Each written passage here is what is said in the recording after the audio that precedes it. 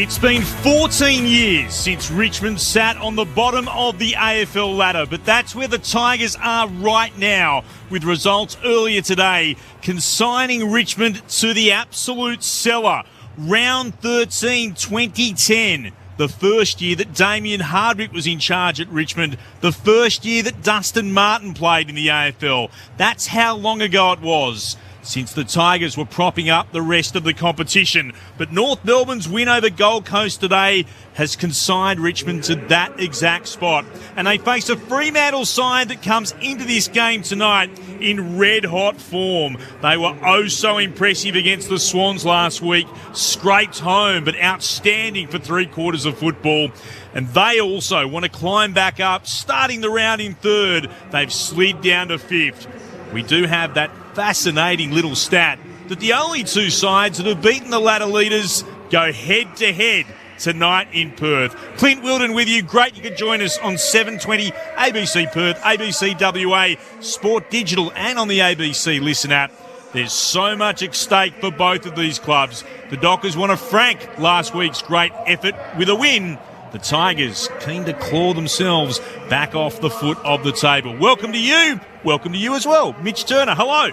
Hello, Clint. Terrific to be here again as the rain is falling in front of us here at Perth Stadium. Haven't seen a lot of that in footy this season so far, so it'll be very interesting to see how the Dockers handle the wet weather, and of course, maybe that brings Richmond into the game more. But a big clash today, as you said, the Dockers with a chance to follow up from that terrific win last weekend against the Swans.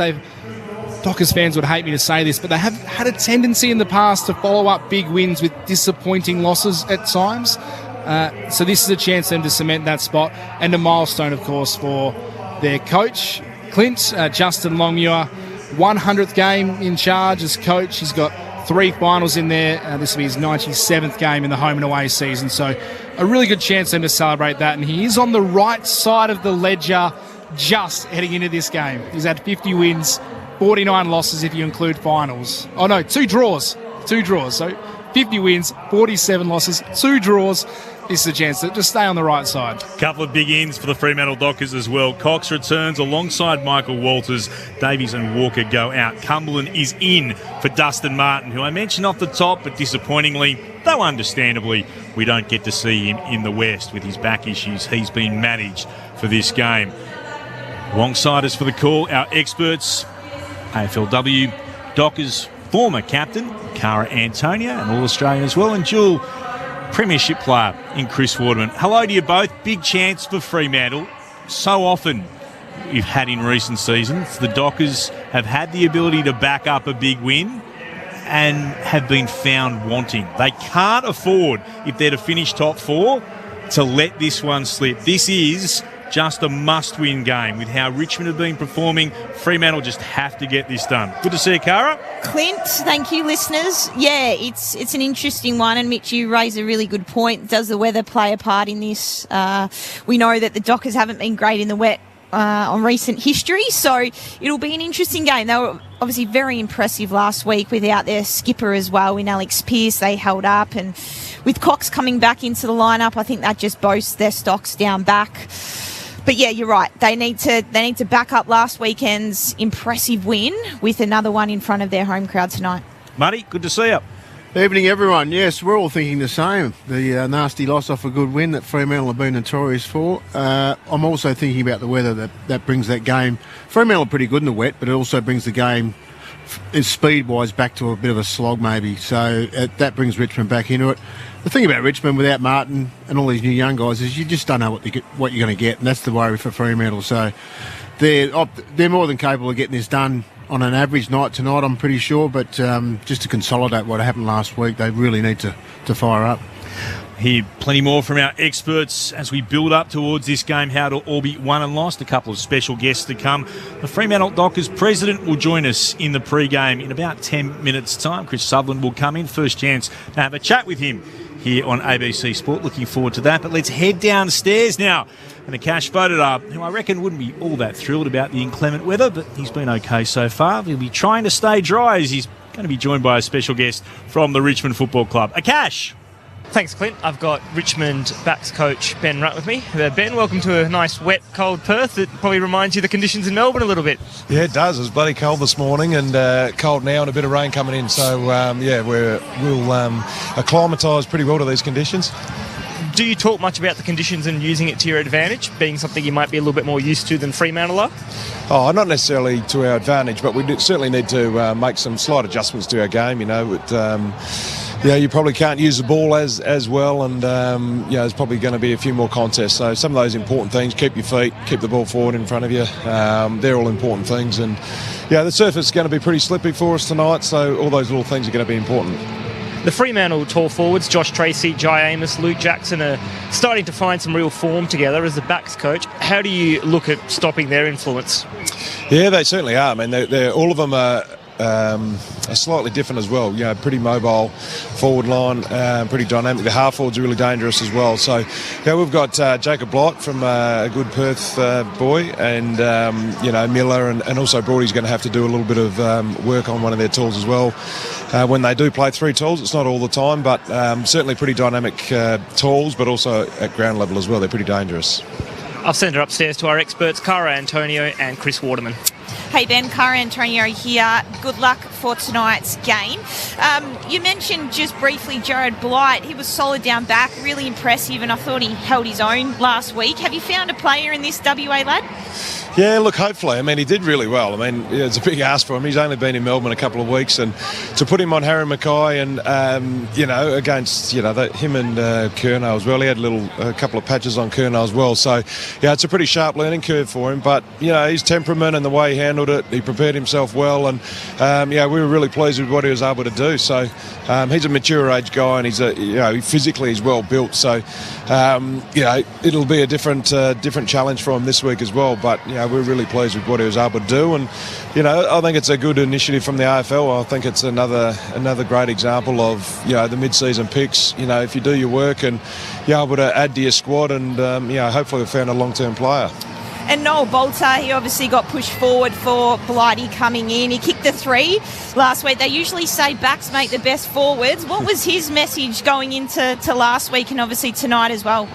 Yeah, look, Noel's been great for us. I mean, we at the start of the year, we had our intention was to play Noah forward. We've lost Josh Gibcus in round 1 and Tyler Young as well, and we haven't got Grimes out there at the moment as well. So things have changed for us. So we had to flick Noah down back. Now we're a little bit thin up forward with our key position players as well. So he's always looking to do what's best for the team, and he's happy to be able to play at either end that we need him. But right now we need him up forward and to have a big presence up there, and that's given Blight an opportunity as well. So Noah's a really important player for us. We'd love 2 of him, but at the moment, hopefully he can play a really important role for us up in our forward line.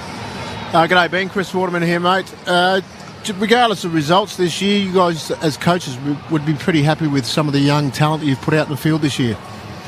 Yeah, look, it's been a challenging year for us. We've been tested with some of our injuries in particular and continuity out on the field, and that hasn't helped with some of our consistency. But the silver lining with that is we've got some players on our list who have been there a few years, and they've been able to get be able to string a few games together throughout the season and get some great opportunities. So Tom Brown's a great example of that down in defence. Thompson Dow's played a lot of footy. We've got Kane McAuliffe in there as well, and probably up in our forward line, Seth Campbell. He's been a really important player for us, and we think all of those guys are going to be long-term players for us. So whilst this year hasn't been great for us in terms of results and injury, hopefully it's going to be an important year for us to for our medium to long term.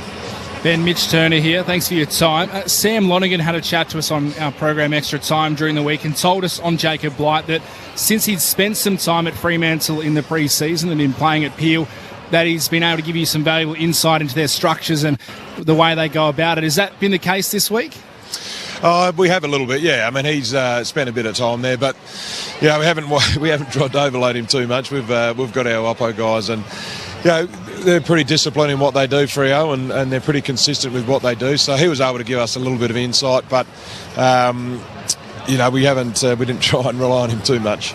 Last one for you, Ben, and we appreciate your time. Clint Wilden here. Would you expect Nat Fyfe to play another run with role today? Yeah, we're not sure. I think that was interesting. We saw that last week, and it's a sign of probably his maturity and a credit to the other midfielders. Sarong and Brayshaw and Young. Yeah, I've really stepped up in that area, and it's a bit of a luxury. I think last time we played Freo, he started as a sub, so. To be able to have Fyfe, the flexibility, he can go and play deep forward as well, and he's such a good aerial presence as well. So, not sure what we're going to expect from him tonight, but what we do know is he's a bloody good player, and he can hurt you in the midfield, but also roll forward and be pretty damaging as well. Big one for the Tigers today. Best of luck, and thanks for chatting to us. Good on you. Thanks, guys. Ben Rutten downstairs with a cash photo today. There is one game that we need to keep you across as well. The Giants and the Blues at Giants Stadium. Carlton at the moment 2-2-14 to the Giants 1-1-7. That's 11 minutes into the first term. Delighted to be joined in the ABC Sport commentary box by the president of the Fremantle Dockers, Chris Sutherland, still in his first season. How have you found the new role? Well, I loved it. I mean, I enjoy football anyhow, but, I think... running a club as president, we've got a great group of managers. We've got a great coach, well, two great coaches. I'm really enjoying the time at the moment. What's been the biggest challenge that you've found from taking over? Dale Alcock was in the role for a long time. You step in your first season. What do you think's been your biggest challenge? Well, firstly, I think that there were big shoes to fill in Dale. I think Dale had done a terrific job, and so many of the foundational structures that you'd want in a club to have that ultimate success were there. We've got a great culture. I think we've got a great group of management. We've got a great group of coaches. So I think for me, the challenge was how do we bring that all together and actually look at the little bits of improvement that we can make, be it within our football programs, be it in our community programs, and so on, to actually get that ultimate success. And I think we've made some strides already this year. The board has to ratify any of the big decisions. So one of the early calls in your tenure that raised some eyebrows on the other side of the country, I do want to say, was a one-year contract extension to your coach in Justin Longmuir. Are you now starting to talk about maybe extending that even further? Have those discussions taken place? Well, I think at the time we saw it as a pretty simple decision. We just didn't want any distractions this year, and hence we'd avoid questions like this. But this is a positive, though. That's right. So it's not something that we're going to look at until we get to the end of the year. We're very comfortable with where we sit. We actually do think he's doing a great job. And one of the great things about Justin is that he also knows and looks for improvement opportunities in himself and amongst all the assistant coaches. And I think that's a great thing for him. Simon Garlick, a number of years ago, put a very ambitious strategic plan out for 21 to 25, included very lofty goals, a maiden premiership, 80,000 members, an average of 50,000 fans a game at Perth Stadium. This year, average of 46,407, which is on target. Membership, according to your website at the moment, 61,000. And the premiership, well, what we wondered a year or two ago, all of a sudden seems like it might be on the horizon. How do you think that the club is tracking towards those admittedly very high and lofty expectations from your CEO? Oh, I certainly think that we're tracking in many of the targets that we set very well. It wasn't just about football, but obviously we've got a goal to win our first men and women's premiership, and it'd be strange if a football club didn't have that goal. And we're still tracking and aiming to achieve that. On the membership side, 62,000 members. We're still a bit short of the 80,000 target, but we know with a bit more success that we could accelerate that in the next couple of years.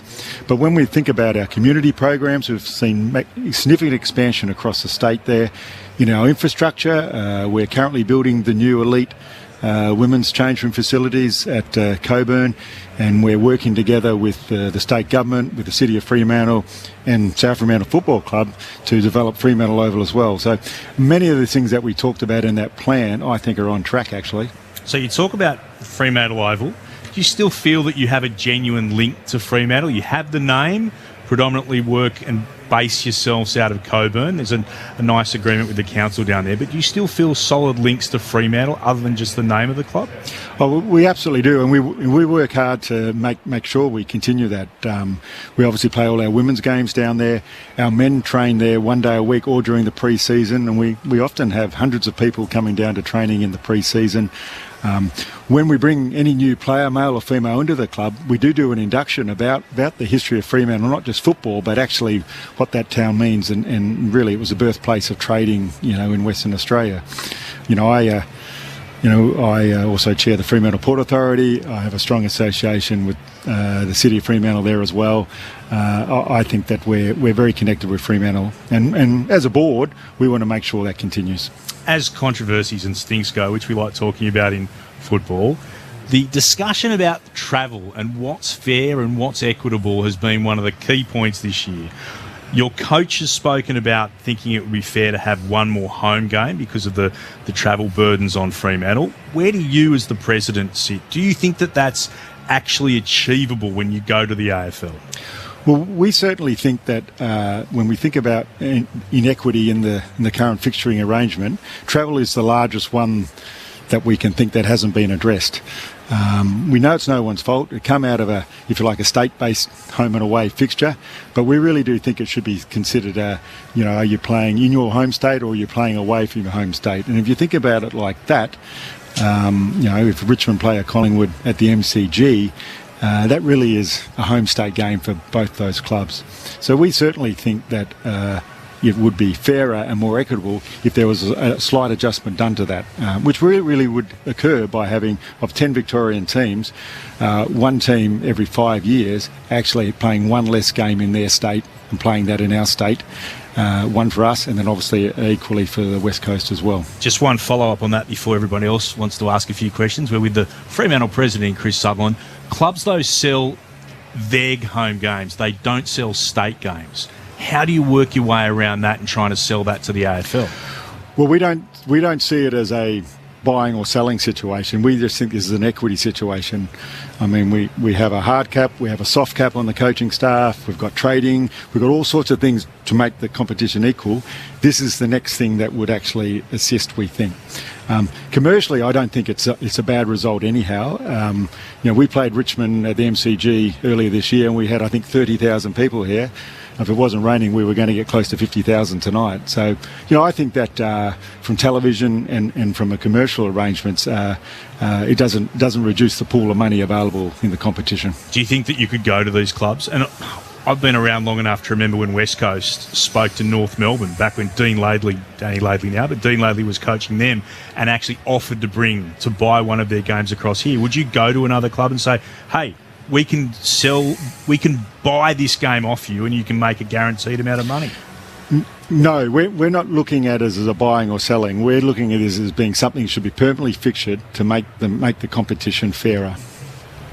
On that again, it's maybe harping on the same point, but does the AFL, in order to facilitate that, do they have to once again dip into their pocket for some of these clubs and compensate them to make the fixture fairer rather than Fremantle or West Coast buying them as a club themselves? Does the AFL have to say, look, you are going to have 3 less home games as such, but we will cover some of the costs to make it fairer for those WA teams?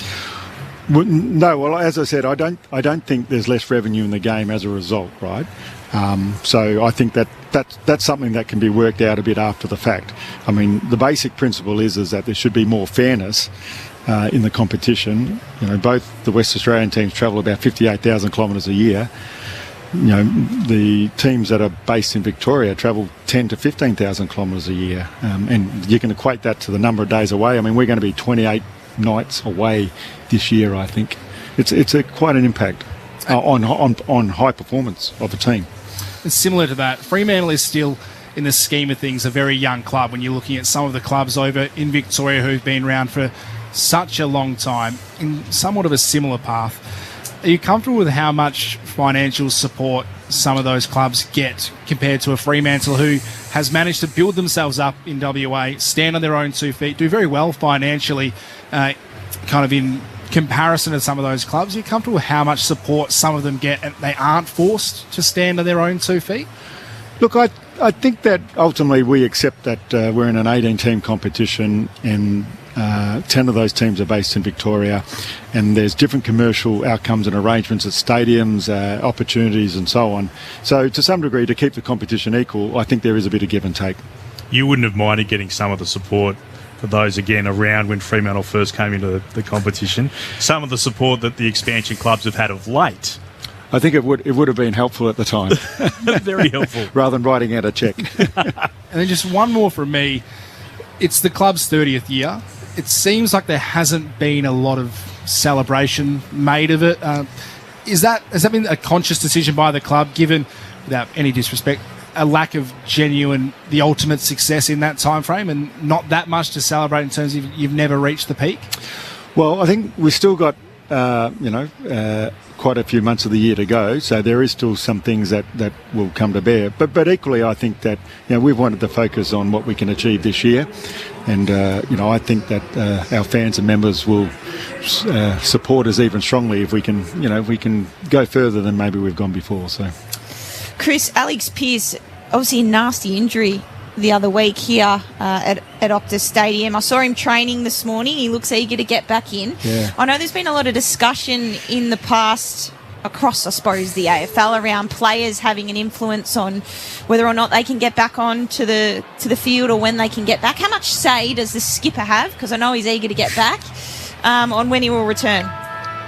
Well, I think medically we have no say. So in other words, I think the doctors will have to clear him fit to play, and then once he's cleared to fit to play, then it's a different conversation.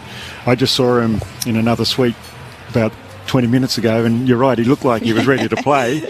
I don't know, he was even trying to convince me he was ready to play, but no, the doctors will have the say first. And it's not just about saying, well, he's got a plate that's bolted in, etc. I mean, we have to be comfortable that it can last the distance, because, you wouldn't want to risk it and then find that he has to go and have it, opened up again. And NAIDOC Week this week starting tomorrow. I know the club are really passionate about celebrating their Indigenous players, past, present, and those yet to come. What are the club doing to celebrate the week this week? I know that we've got a number of events that kind of go around the club. I know that Roger Hayden in particular is involved in a number of events as well. So I'd have to get you more details about that. But there are a number of events the club are doing. Well, everyone else has avoided the question, Chris. What about tonight's game? You come off such a great win last week. Notoriously, they have dipped the week after. Can we? And looking at the ladder, only 6 points in. This needs to be a big win tonight for the team. Yeah. Look, I think we all understand that we've got a little history there of having a dip after a big win a couple of times this year. So I think the players and the coaches and the club are all well aware of it. We've certainly tried to address it in different ways through the year, actually, because it really is about mindset. But I'm confident now that, particularly as we can see the light at the end of the tunnel here, that you're going to see a good effort tonight, a strong effort. I've got 3 to finish up. Yep. The academies, the father-sons. The fairer prices need to be paid, because Fremantle has missed out on academy picks and not having an opportunity to go after them. But at the same time, we see, well done to Gold Coast, what they've been able to bundle together to get high quality picks. And the father-sons, which again, we've seen other clubs, well done if you can do it. But it doesn't seem to me like there is a fair level of price being paid for some of these. Yeah. Well, certainly I think that is correct, and that needs to be fixed. And we would certainly say that the fair price should be paid, from this current draft. The benefit is in the access, shouldn't be in the price. So I think that needs to be fixed. And then the second thing that needs to be fixed is that we support the idea that the northern states have academies to help with the development.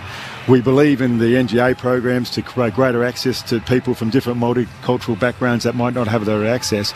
But it should be fair for all, and we certainly should have access to the talent and the investment that we make in a very large state of Indigenous or other multicultural players that we could attract to our club. We sometimes invest 5-6 years into a player, Motlop being a case in point. You'd have to say that if we had that NGA access in Motlop's draft, we would have not probably played a game last week without an Indigenous player. The Peel alignment, 2 more to go. The Peel alignment, will you lock that in, and for how much longer? Because it seems to be working for Freo. Yeah, look, I think we've got a current agreement. In fact, I'm not too sure when the term is at the moment, but we're very comfortable with it. And be fair to say it's never worked better. We've certainly seen, Josh Draper wasn't expected to play round 2. He comes in and he's done a great job, and we saw it last week. And that comes from the development he's had playing against mature men in the waffle. And then we see Hugh Davies again playing against mature men in the waffle. He comes in, does his role. So I think we're pretty comfortable with the arrangement at the moment, and the AFL fully also understand that we're probably the one club of 18 that hasn't had much interest in the national reserves of late. Last one, and this is for a couple of years down the track, but with the National Rugby League team coming in, what impact do you think that will have on the Perth sporting market and for Fremantle, who has quite often positioned itself as the challenger brand to West Coast? Look, I think, to be honest, we probably haven't really thought too much about that at this stage. Obviously, it can have some impact, but I think we would just look to run our own race. I think it's, from personal, it's great that the state can have a team in another national competition, just like we have the Wildcats or the Perth Glory, etc. But from our point of view, I think that we'll just focus on ourselves. Be there on the last day of September, and none of that matters. Chris, we really appreciate your time. Always good to have the presidents in here. Thanks for coming up. Thank you. Great to be here. Chris Sutherland, the president of the Fremantle Dockers. Great he could join us for the first time here on ABC Sport. We look forward to chatting with him over the next couple of seasons. Let's turn our attention to the footy. The Dockers are out on the ground. Have a look at the Richmond banner. Has not held up in the wind. I wouldn't call that a banner. Oh dear, oh dear. Wow. It is in pieces. That's not a banner. That looks more like a fishing net going behind a trawler. My thoughts with the Richmond cheer squad that have put that together. They'd be heartbroken with that. That's a net more than a banner as the Tigers make their way out onto Perth Stadium wearing their away strip, famously worn on a successful grand final as well. The yellow with the black stripe, the Dockers in their home strip as you'd expect, all purple with the 3 white chevrons down the front. The conditions weren't exactly helpful for the Tigers cheer squad. Let's get the thoughts of our experts as we fire up for what should be an intriguing battle. The Tigers looking to claw their way off the foot of the AFL ladder. The Dockers want to frank last week's great win over the top of the table, Sydney Swans, with another victory to hopefully for them climb back up into third.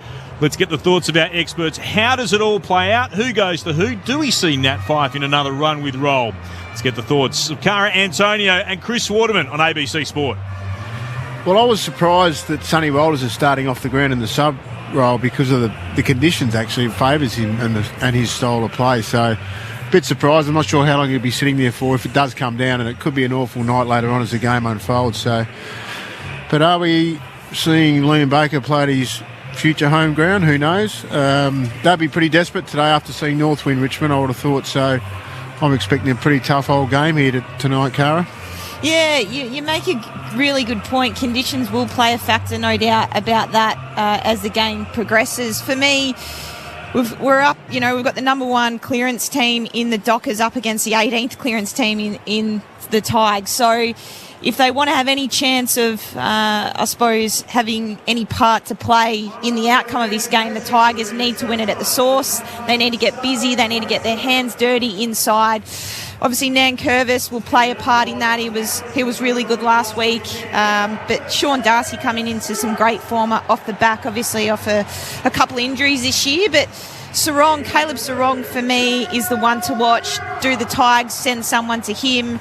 That's probably the big question. Or do they just shake each other's hand and see each other at the end of the game? They've obviously got Hopper that was in some good form last week. Tim Taranto also. And Rioli's getting his hands on the footy as well. So for me, I'm going to really take a close look at that midfield battle inside and see the Bulls go to work, especially off the back of our conversations around the Dockers backing up their performance from last week.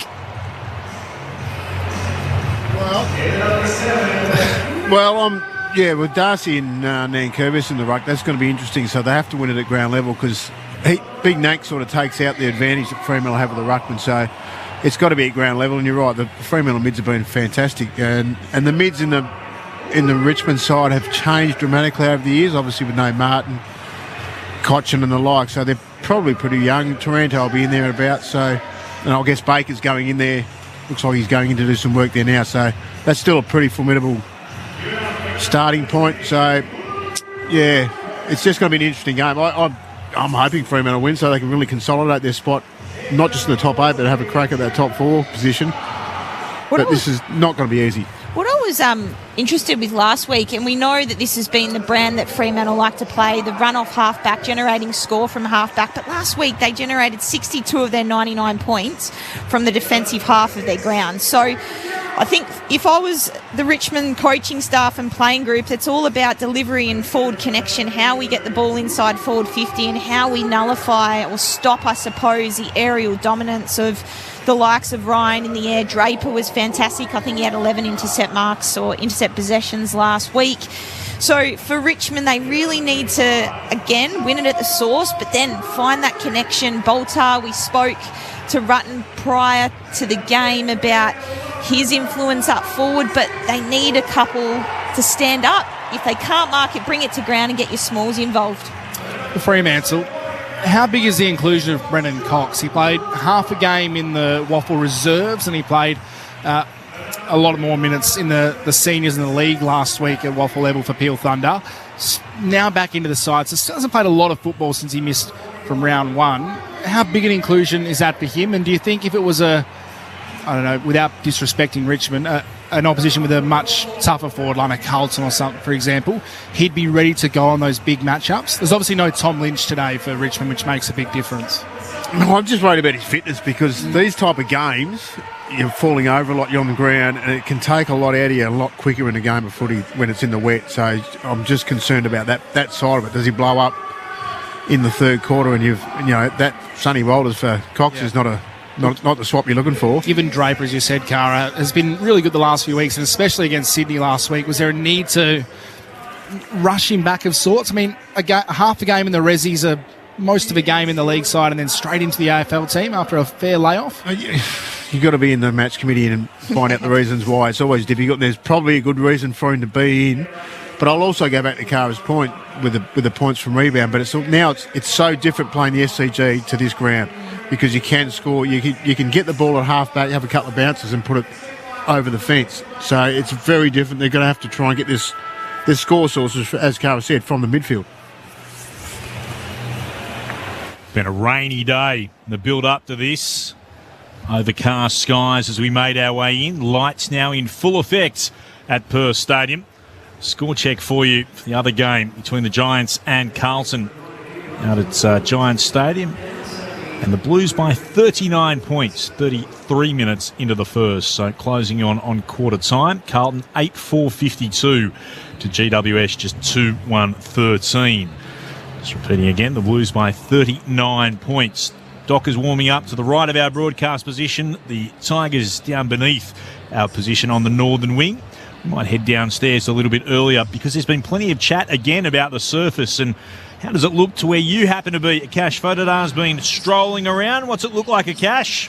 Good evening, Click. Good evening, everyone. Yeah, it looks fairly wet and slippery again. I had a bit of a wander across the turf, a little while ago, and as the rain was falling, and like we discussed last week, on a perfectly sunny and dry day, you didn't feel comfortable with your footing, and that's just walking around in normal shoes and walking obviously quite slowly. While tonight, with the amount of rain we've had, you can see the water sitting on top of the surface, so I think it will be quite tricky for players to keep their feet, and then you add into that, we're going to have a pretty wet, slippery football as well, with plenty more showers forecast. Right, Akash, we'll come back to you with the benches and the sub details again just before the bounce. Repeating those subs, if you have just joined us for Richmond, no late changes, by the way. Sam Banks, while for the Fremantle Dockers, Michael Walters is their sub. If you'd like to have a chat with us, as always, we'd love to hear from you. 0437 774 774 to send us a text. 0437 774 774. If you'd like to make a point, tell us where you are, what your name is, do send us a text. Mitch Turner. We often look at the travelling sides interstate, their records at certain grounds when they come to these venues. Richmond have a weird one because they've played 9 times at Perth Stadium. They've had 5 wins and 4 losses, but one of those wins was against Essendon because it was the Dreamtime game here in Perth a couple of years ago. But they actually do have a winning record at Perth Stadium, and they've got a 2-win, 1-loss record against Fremantle at Perth Stadium. So they do travel quite well out here in the West. Richmond obviously had a not a great one most recently, but for Richmond, they do play the ground quite well if history tells us anything, so they may be up for the fight today. Fascinating to have a look at some of the stats. The Tigers the only team that haven't been able to kick 100 points in a game this year. They've got a game high of 92, and they're the only side in attack to have not brought up 1,000 points in total across the season so far. They are the worst team in the competition. Befits where they sit on the ladder now as well. Ranked 18th in attack, 18th in attack and 17th in defence, while the Dockers couldn't be more stark. Second best team in defence and the 11th best team in attack. Caleb Sarong is captain of the Fremantle Dockers for the first time. He makes his way out into the centre circles in what is his coach's 100th game in charge, 5th season for Justin Longmuir. Toss of the coin, Mitch Turner's got his glasses on it alongside the big Nank the Tank. Who's won it, Mitch? Caleb Sarong has won it, and the Dockers will kick to the Graham Farmer freeway end of the ground, the Tigers to the city end. So maybe he'll hold it next week if Alex Pearce remains out. He just gave the double fist pump as well that he'd won it. Andrew Brayshaw lost it last week. There you go. 1-0, Sarong. Friends of mine have referred to this game in the build-up as potential to be a bit dockery, which for those who don't know means Fremantle have had a history of games that they should win, just not been able to get the job done. Will it be a dockery-type performance tonight? Which way are you tipping? Chris Waterman? I'm certainly tipping Fremantle, but I just noticed with the midfield warming up that Shea Bolton was not in there, so that's going to be a really big matchup for them going into this game, Fremantle. Cara? I'll back the Dockers in as well. Too good tonight. Mitch? I'll go with the Dockers as well. Oh, heaven help Fremantle. I'm on the Dockers bandwagon as well. That's going to be a challenge. A cash vote today. We've come down to you already a couple of times. How are the conditions just ahead of the bounce? The rain is holding off at the moment, but it is quite chilly. Starting on the bench for Fremantle, Bailey Banfield, Nat Fyfe, Matt Johnson and James Aish. And for Richmond, Jaden Short, Kane McAuliffe, Tyler Sonsi and Noah Cumberland. The sub for Fremantle, Michael Walters. And for Richmond, Sam Banks. Liam Baker lurks around the centre circles. Will he be playing here a little bit more often next year? Certainly one of the more interesting plot lines will be played out at the end of this season. But for now, round 17. It's Fremantle against Richmond. Let's get started. Right here on ABC Sport, Mitch Turner with you. Darcy v Nankervis in the ruck to get underway. Nankervis did good to follow up off the stoppage. Couldn't take possession though. Sarong got the clearing kick inside 50 for Fremantle. Out to meet it was Blight, the young West Aussie. Game number 2. Got it outside defensive 50. Freo tumbler back in. Boston gathered. Gave it to Rioli. Then Brown. Oh, clever bit of footwork. Was able to step around a Fremantle opponent. Kick it out to the wing. But getting back quickly and chopping it off was Jeremy Sharp. Tracy struggling as well, maybe winded in that tackle attempt. He's making his way back down towards the target of this kick now as it goes inside 50. McIntosh just fisted it away. Switkowski was the first to get there. Couldn't quite break the tackle. Fed the handball back inside to Sturt. Now Sharp hard up against the boundary. Tried to centre a kick to a teammate. But Vlostone cut it off. It'll go towards the defensive arc to a teammate in Hopper. Sharp slipping over there as he got that kick away as well as the Tigers bring it down the commentary wing. Sliding out to take the mark. Kajitsky has done well to grab it at right half forward. He'll pop a ball over the top. On in turn now to Graham. He's at right half forward. Too far out to score himself. Elects to go across half forward to Hopper again. Pauses. It's a congested forward 50 for Richmond. They're kicking to the city end of Perth Stadium. And take a step to the right. Hopper will get a kick away. Puts it towards full forward. Backing back through the hands of O'Meara. At the back was Darcy. Handed it off again to Draper. Goes beyond defensive 50 and Clark can't quite keep it in. It's gone over the boundary line for a throw-in at left half back. No score. Opening 1 minute and 42 seconds of the first quarter. This is Saturday Night Footy on ABC Sport. Darcy and Nankervis await the restart. Darcy had front position, tapped it down. Hopper, though, took it off the contest, kicked it inside the forward 50 on Bolter, spilled it to the back. Had to go back and gather it. He's got a gang of Dockers wrapped all over him. Draper and Wagner were doing the tackling. It'll be balled up. 30 metres out from the Tigers' attacking goal. Darcy taps it down. Brayshaw couldn't take possession. Out of traffic. O'Meara did well. Got it out to the lead of Tracy. A strong mark just beyond defensive 50. in front of Jacob Blight, who looks to have been given the task today on the inform Tracy. Big challenge ahead of him. Tracy kicks it up to the wing. Jackson had front position. There was a whistle blown and Amos was held just off the ball. The recipient of the free kick goes dangerously into the middle of the ground. Ryan had to wait a long time under it. Kaczynski got a spoil in. The Tigers win it back. Nankervis in the centre circle, chips it over the top to the runner Taranto, takes the mark, plays on Bolter, running over the top, gives it to Bolton for the first goal of the night. He slams it through. And Richmond on the counter-attack make the Dockers pay. They get the first goal of this evening through the boot of Shea Bolton. 1 straight 6. They lead the Dockers yet to score. 3 minutes played here in the opening term at Perth Stadium. Saturday night footy on ABC Sport. Our experts in the box, Chris Waterman and Cara Antonio. A very aggressive kick by Jai. I don't mind it though. He was trying to get there the quick way. It was just a congested situation ahead of him. But I have noticed that Heath Chapman's he's got the job on Bolton, which is going to keep him pretty busy all night. And Kaczynski's got Cox and was moving up the ground pretty early in that game. So that might be the call from the coach's box. Just keep him running. Early goal for the Tigers. Bolton on the end. Nice passage of play. It's thrown up in the middle. Nankervis won it down for Richmond. Young was back there.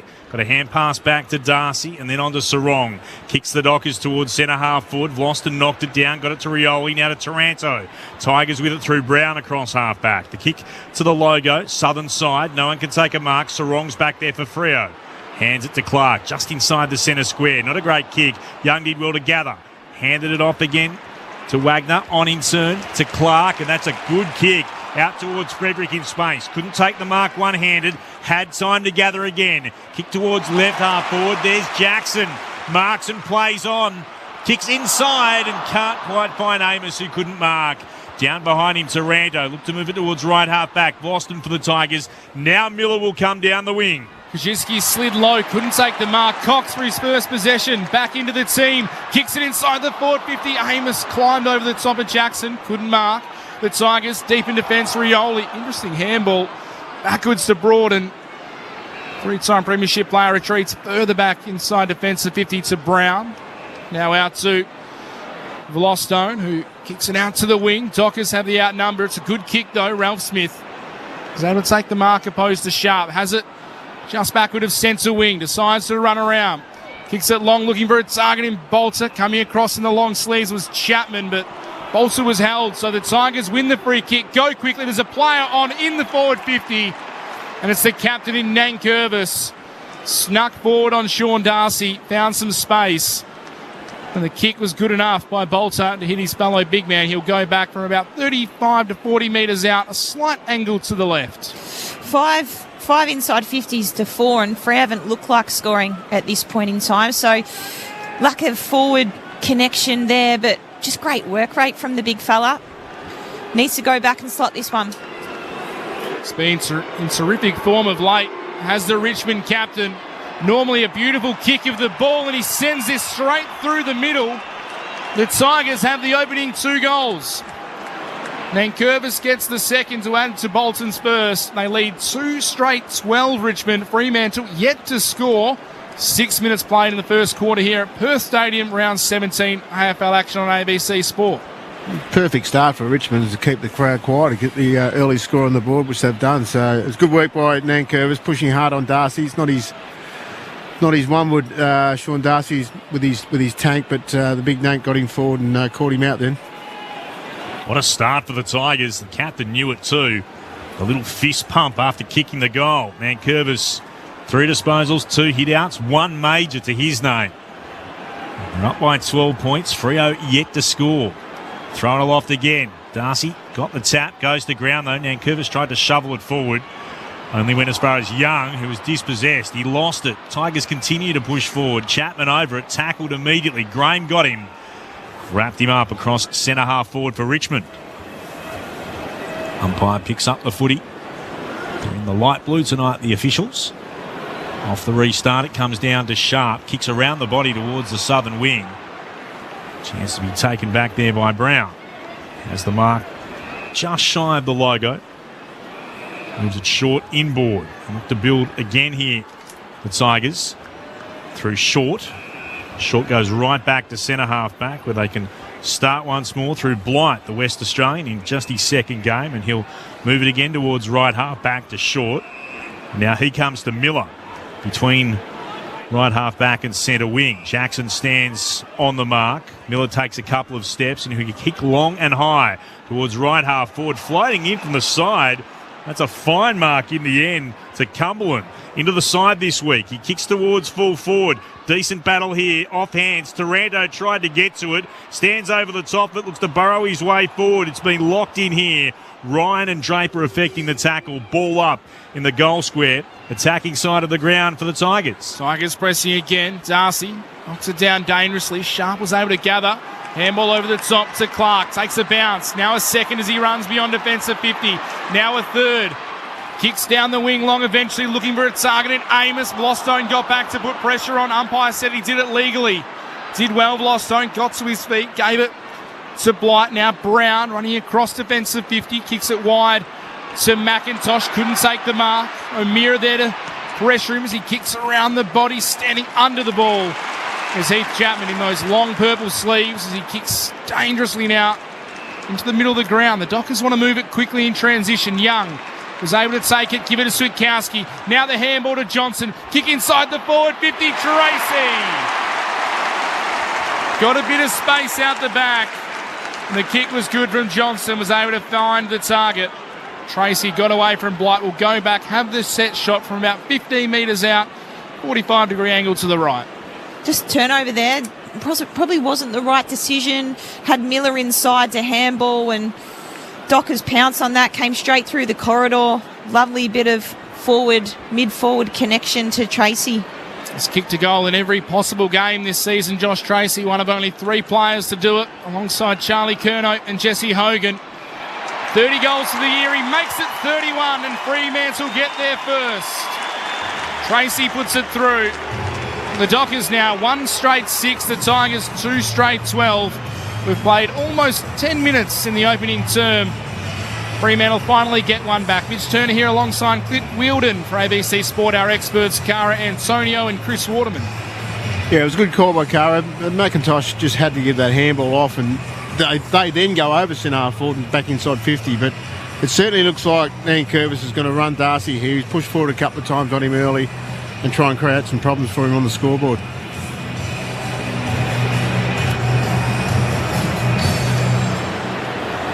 Blues by 21 points in Sydney up against the Giants. 8-4-52 to 5-1-31. 6.5 gone in the second from the restart. Fife will go out after it. Gets tackled by Nankervis. Spilled down to Hopper of the Tigers. Sends the ball towards right half forward. And tracking it towards the line is Mansell. Ace right with him. It's over for a throw-in. Weather may have kept a few away today, but you're around 40,000 in. Ball thrown back into play. Darcy against Nankervis. Darcy had the touch. Came out the back. Baker. Hurry kick inside forward 50. Sharp slid. Gathered it nicely. Was tackled. Had to go and get it a second time after the tackle. Aish picked it up though. Gave it out towards Cox, and that's not a great kick towards right half back. It just dribbles towards the boundary line as the rain starts to tumble down again. Banfield no chance of keeping it in. It's a throw-in left half forward for the Tigers, about 60 out from their attacking goal. They're heading to the city end of Perth Stadium in this opening term, and they lead by 6 points. 12 gone first. They've won just 6 first terms this season, have the Tigers. Currently in front by 6 points. The ball's bobbling around outside half forward. Hopper was over the top, couldn't take possession. Johnson then crashed through for the Dockers. Was pushed in the back. They take the advantage. Ball comes out to Frederick. Shares it with Jackson. Now Frederick runs towards half forward. Kicks up towards Amos. And it, under a bit of pressure from behind, the ball slides past the Freo forward. Goes out of bounds for a boundary throw in 55 metres out. The Dockers attacking goals. The rain assists here at Perth Stadium. Maybe it's a little heavier. The ball's starting to slip around.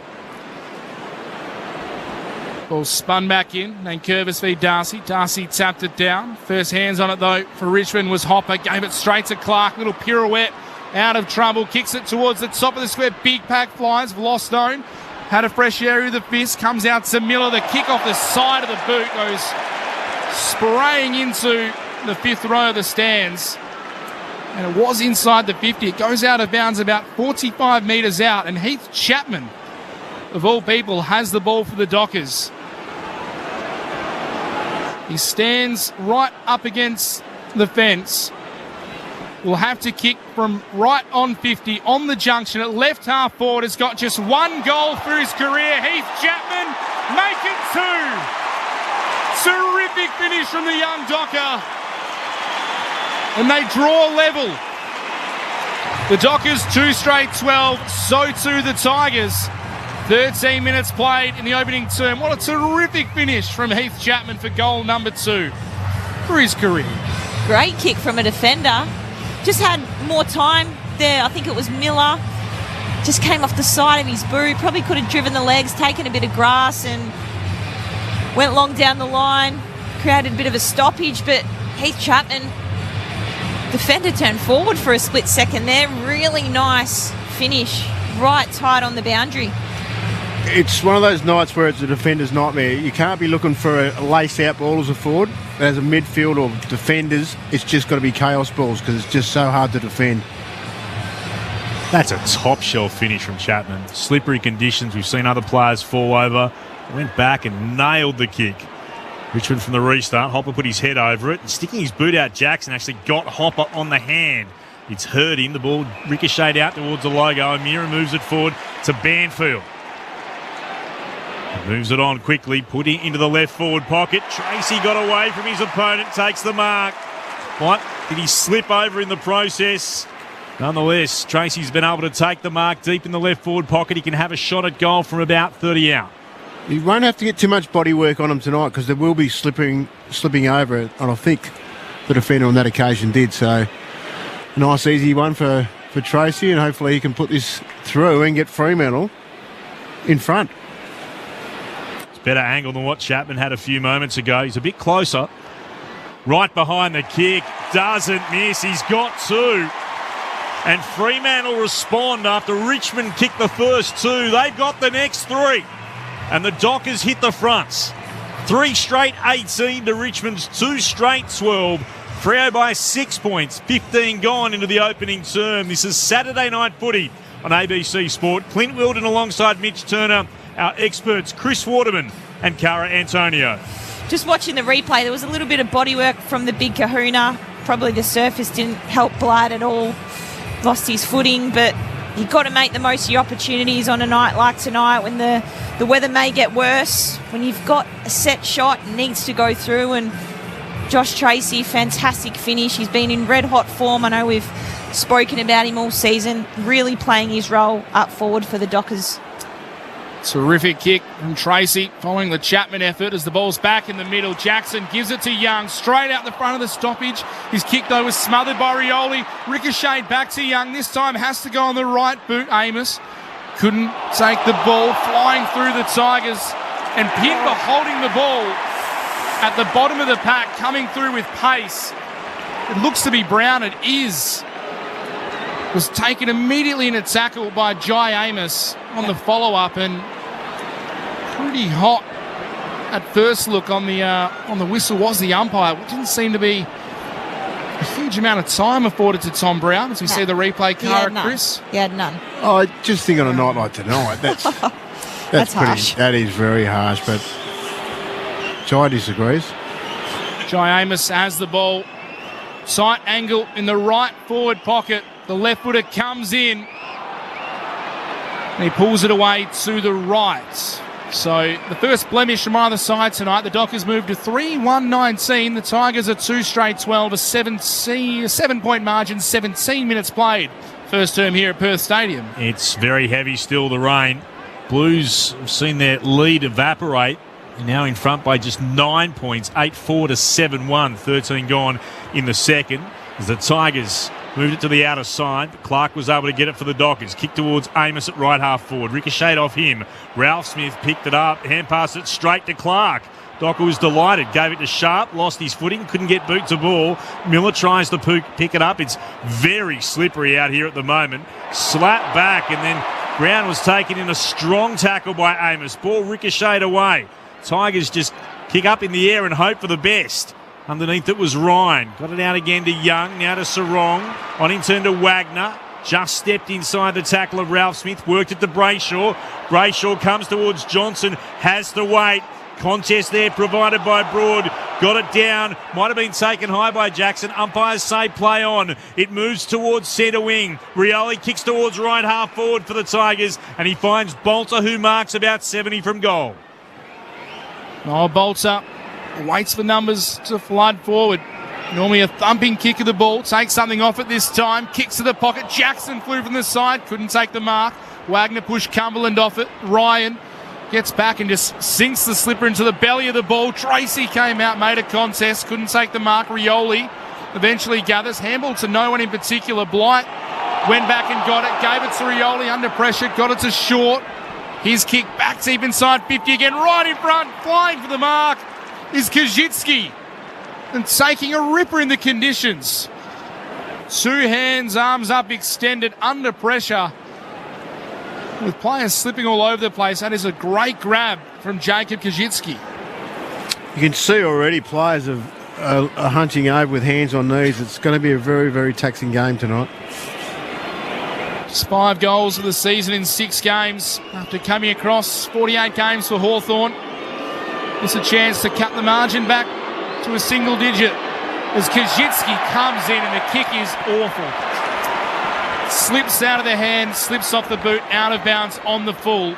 No score, and the Dockers will have possession back. What a horror show that was for the Tigers as Ryan kicks towards left half back. Darcy almost takes a strong mark. So to in there, Tracy. Over the top of the football as it's locked in is O'Meara. Lostone tackles him. Ball up the call. Right half forward for Richmond, who trail by 7 points. Nankervis taps it down. Straight to Sonsi. His kick was intercepted. Sarong tried to shovel it backwards to Aish, who was set upon immediately by Taranto. Where we were just a few seconds ago. We're going to ball it up once more. Left half back for Fremantle. Rucks lock arms. Nankervis tapped it down. He only tries to soccer it forward. Aish goes back and maybe Bolton into his back. The umpire says play on. Still there to be won. Bolton emerges with it. Kicks around the body towards full back, and Cox is there to mark defensively for Fremantle. The Dockers are 3-1-19. The Tigers 2 straight 12. 20 minutes gone in the opening term. Cox goes across the base of goal to his great mate in Ryan. Little fancy footwork, got the ball short to Wagner. 40 out from his own goal. Kicks it wide for the Dockers. Aish waiting there patiently. Took the mark on the chest. Played on immediately. Kicks up the wing. Tracy again has got away from Blight.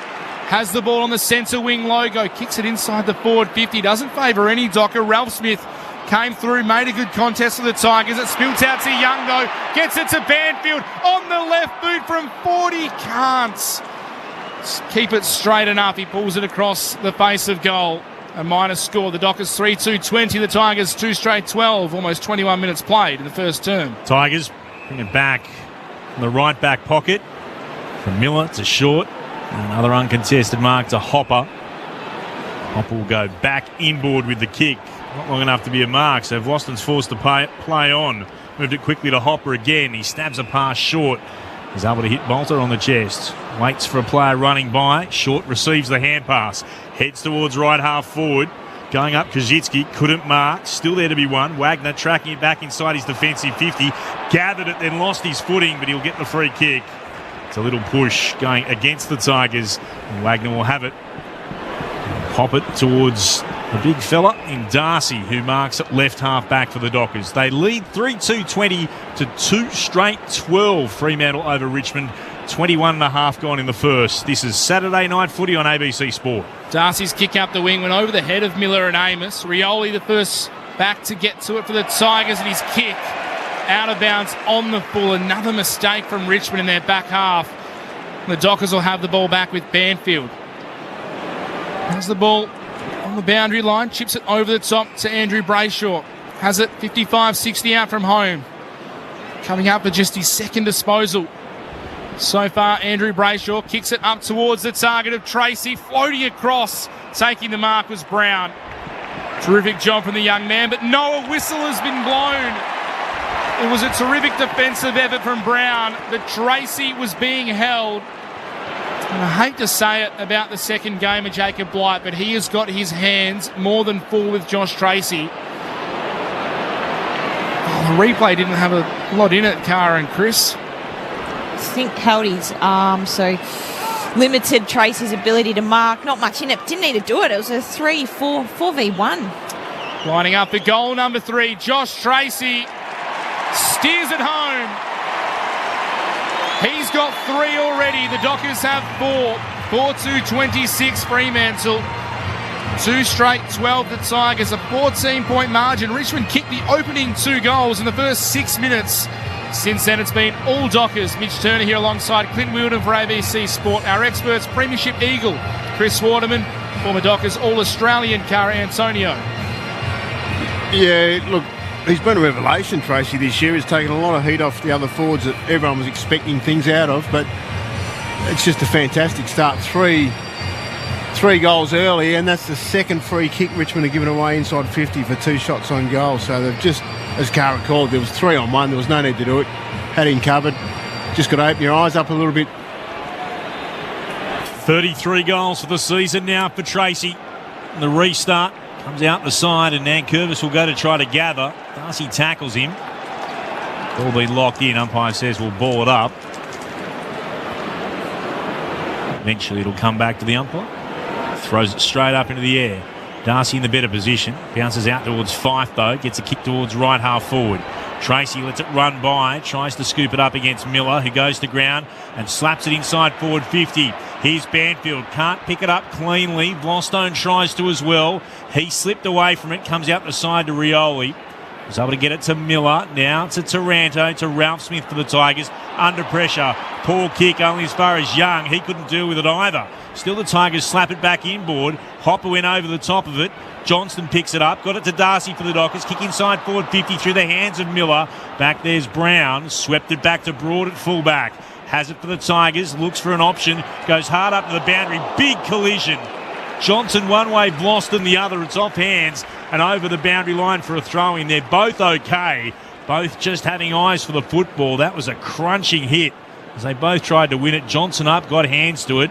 They both hit the turf and each other heavily. Courage shown on both fronts. Still the Dockers lead by 14, 25 gone in the first. Darcy once again in front, tapped it towards Brayshaw. Graham did well to get a hand in there, worked it to Taranto for the Tigers. Kick out towards Campbell on the wing, had Chapman for company, knocked it away from him. Draper coming through, just sees the ball over the boundary line between wing and half forward for the Dockers. Cara, Chris, it looks like that change has been made already. Blight has been moved off Tracy. Miller looks to be the one that's been moved on to him after 3 early goals. Ball to be spun back in. Darcy and Nankervis once again. Neither one are down cleanly. Johnson coming through, was tackled immediately.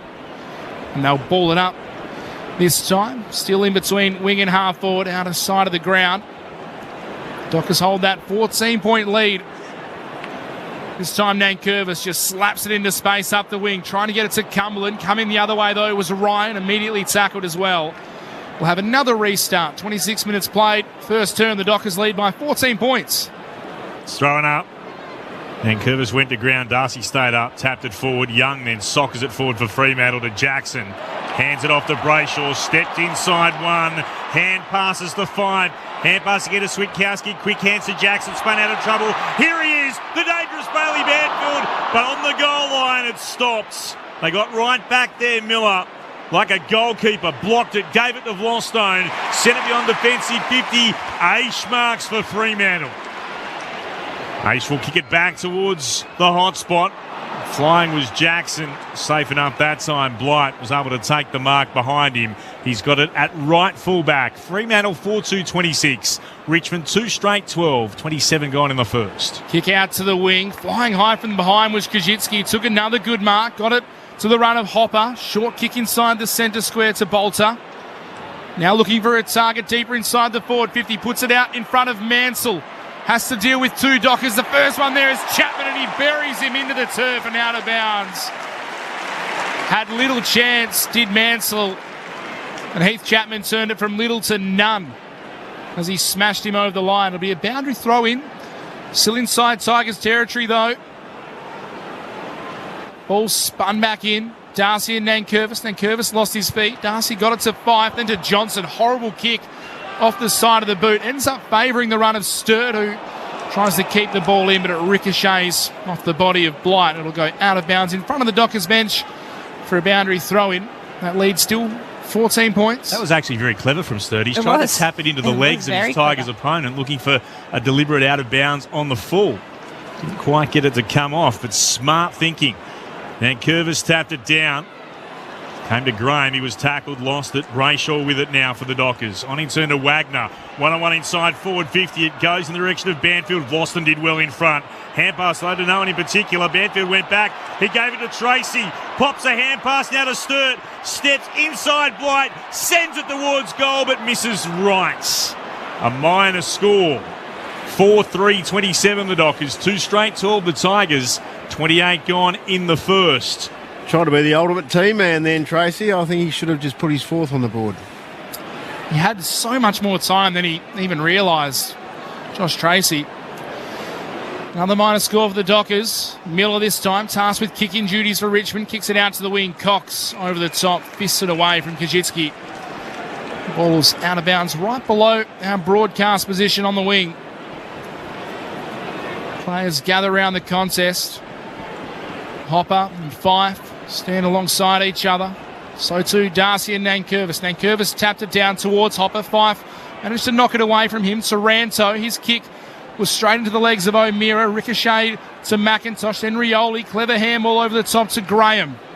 The Tigers kick towards half forward. Ryan over the back of the Dockers is able to knock it down to Cox. Then the returning defender shares it with Swikowski. Gets it back and it's a good kick to the far side of the ground, and Banfield's doing a mountain of work.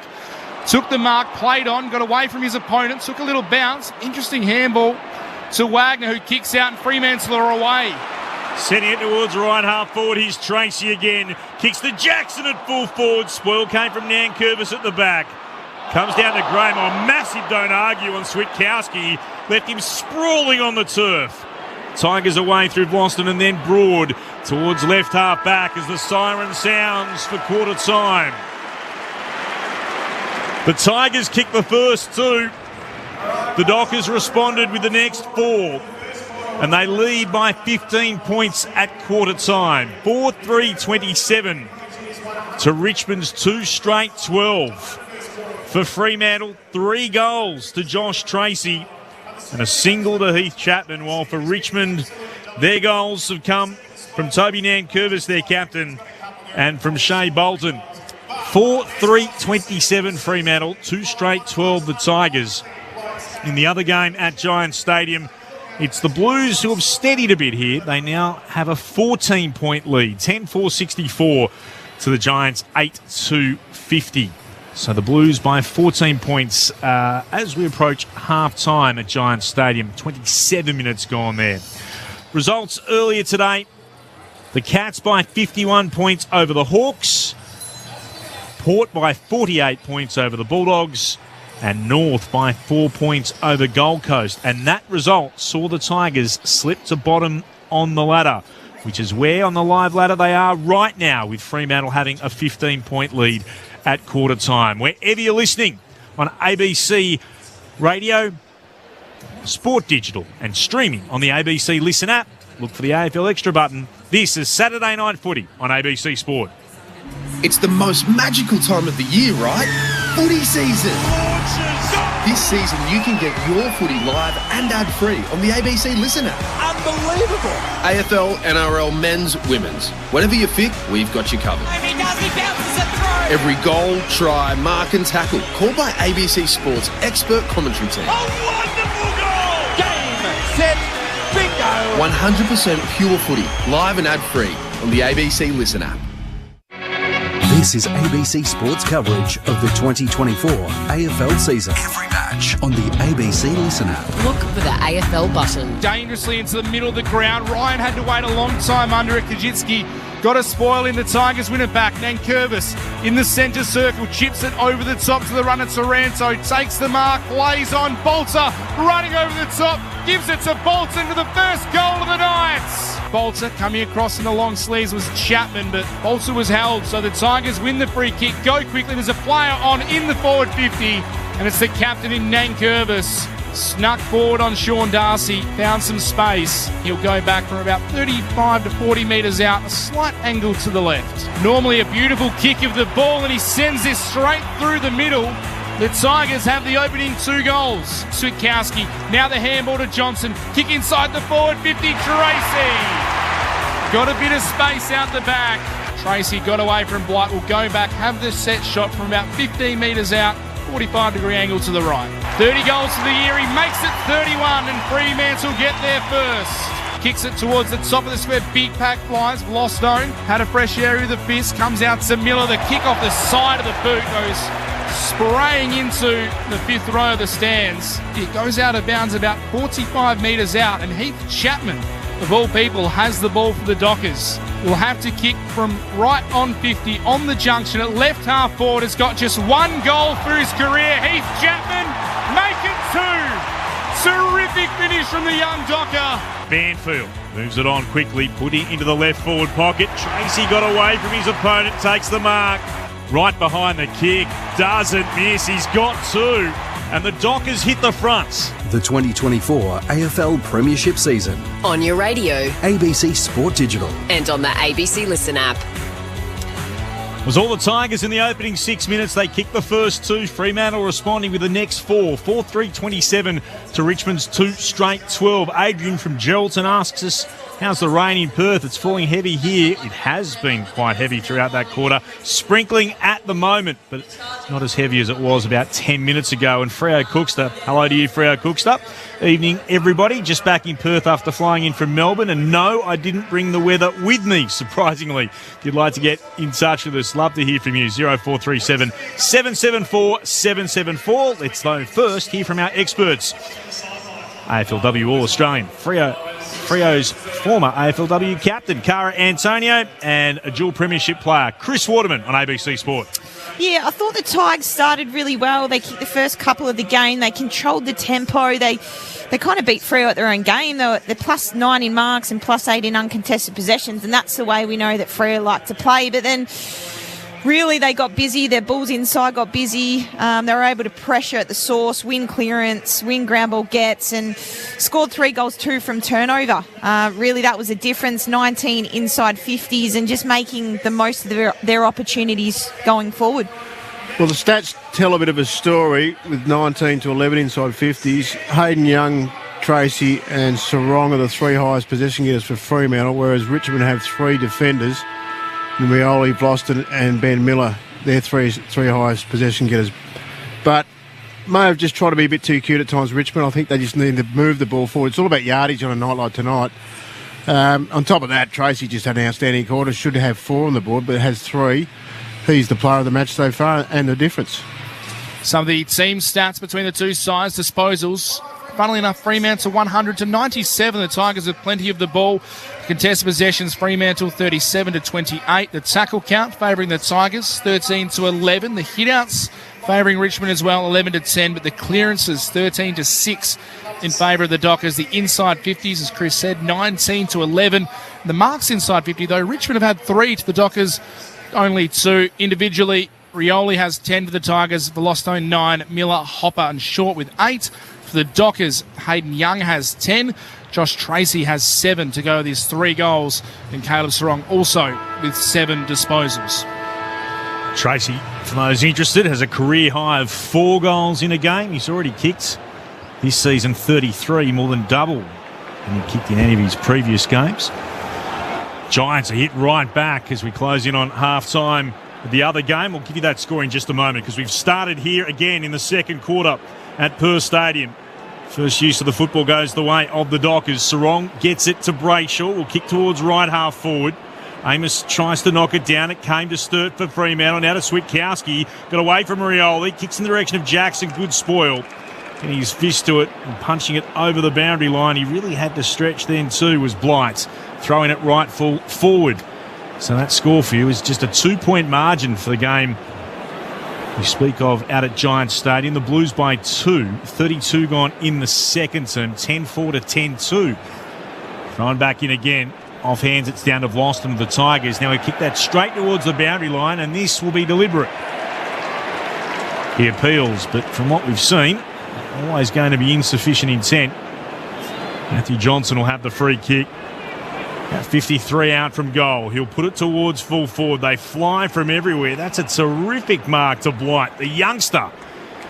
Last played on this ground for WA against SA in a state game not that long ago. Terrific grab. He sends it across the face of goal. A chance to set up again here for the Tigers, who whacks it through the hands of Miller and then to Vlosten. Kicks towards centre wing. 2-on-2 battle. Cox got a fist in there. He was second in the line of 4 and he sees it over the boundary line for a throw-in. 90 seconds gone in the second term. The Dockers are 4-3-27. The Tigers 2 straight 12. Saturday night footy on ABC Sport. Here's Mitch Turner. The last 2 games Jacob Blight has played here, losses. I believe that's state games, you said, Clint, and also the Waffle Grand Final last year for Peel Thunder, losing to the Sharks. So not a happy hunting ground for the Tigers youngster. This time Richmond go up towards half forward. Bolton the target. Chapman punches it away from him. 3 games, potentially 3 losses for 3 different teams. Would be very unusual. Bit to play out here, though, if you're a Tigers fan. Long way to go. And they have the territory in their favour at the moment as the ball's spun back in just outside half forward. Off hands of the ruck. Sarong came down, shook a tackle in the wet. Trying to clear it to the wing. Players flew up. There's been a push. It's going to Hugo Ralphsmith. So the Dockers give away a free kick. The Tigers have the ball. Ralphsmith in the number 13. The blonde mullet flowing out the back. Kicks it long and high. Big pack forms. Kajitsky flew. Couldn't mark. Players diving in over the top of it. Just out from Richmond's goal. Clark was able to get the clearing kick for the Dockers. Out in front of Jackson, it spun up on its head, and Blight was there to knock the ball out of bounds, pretty much in the same spot as we were about 1 minute ago. The ball will be spun back in, and the Dockers still lead by 15 points, 4-3-27. The Tigers 2 straight 12. 3 minutes played in the second term. Rioli and Vlosten have had it 11 times for the Tigers. Young leading disposal winner for the Dockers with 10. And Curvis at the back, who won it down, but it came to the Dockers, and the clearing kick off the boot of Brayshaw, but it's down the throat of Vlosten, who stands just forward of left half back for Richmond. Takes a couple of steps forward, and with the right, kicks high and long towards left half forward. Going up for it was Darcy. Got tackled and lost it. Umpire says it's holding the ball. Comes back to Nankervis. Big Richmond ruck and their captain. Takes a couple of steps, and he'll centre the football. Waiting underneath it, Bolter. It had 2 bites that it couldn't mark. Cox got it, and he actually kicked backwards. It sat there beautifully for Mansell. He gave it off for Bolton from deep in the left forward pocket. Tries to curl it around with a kick. He's missed left, minus score. 2-1-13, the Tigers, their first minor score of the night. The Dockers are 4-3-27. 4 minutes gone in the second quarter. Saturday night footy here on ABC Sport. Ryan brings the ball back into play for Fremantle. Kicks it out towards Cox. Ralph Smith did well to get in front. Knocked it down. Then was on top of it. And the umpire will ball it up. Ball once again.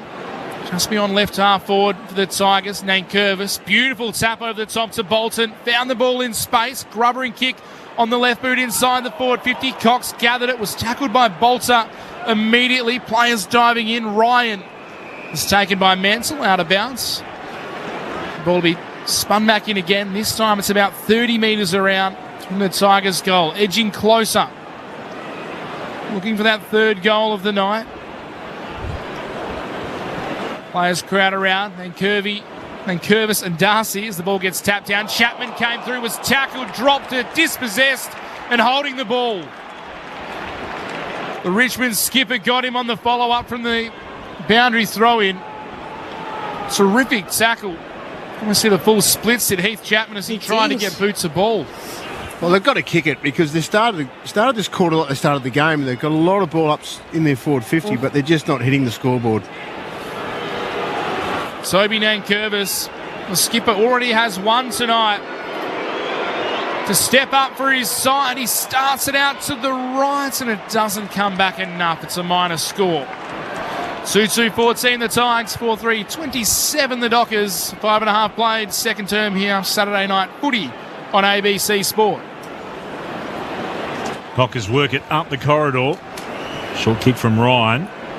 Finds Brayshaw, still inside his defensive 50. He'll head towards right half back where Brennan Cox back in the team. Trots backward and takes a mark above his head. Just inside the boundary line at right half back. Inside 50s at the moment. Fremantle 21 to Richmond's 14. Cox will dangerously set it back into the middle of the ground. Ryan waits underneath it. Bolter won it down. Wagner back there to mop up for Fremantle. They might get out of this. The kick is towards Draper, but he kicks straight into Kajitsky. And it's off his hands and over for a boundary throw-in about 51 out from the Tigers' attacking goal. It's at right half forward. I thought Fremantle were really good in the first quarter, just moving the ball forward. To go sideways on a night like tonight is really dangerous, as it just showed there. Thrown back into play. Jackson at the back, tapped it down.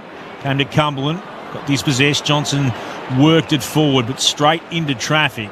Sonsi was there. It's been held in. They'll ball it up again. 51 out from Tigers' attacking goal. Nankervis front position at right half forward. Won it down. Spilled to Jackson though. Now to Sarong. Hand pass to Brayshaw. Lovely hand pass. Releases Young from the logo southern wing. Takes a few steps and then sends it inside forward 50. Amos tried to tap it to his own advantage. Going up there was Broad. Gathered it. Amos tackles him. Ball up. 30 out from Fremantle's attacking goal. Between centre half forward and full forward, the Dockers still lead. They're up by 13 points. 7 gone in the second. Darcy this time applies to Blight. Was able to push him out of the way though. The tap came straight down the way of Richmond. McIntosh, big clearing kick out to the wing. Foot races on between Mansell and O'Meara. It comes off the lower leg of O'Meara in the end. Below the knee, no, Mansell. So the two players rushed towards the ball. Ricocheted off Mansell. Boundary umpire said it came off just below the knee on the shin. So the Dockers win the free kick back on the wing. O'Meara kicks it up towards a target in Sturt. Bostone did well. Knocked it down to Brown. He's in a bit of trouble. Managed to work his way through traffic beautifully and find a teammate in Baker. See, that's well done as Baker plays on by a hand to McIntosh. Runs to centre wing. Commentary side. Kick towards left half forward.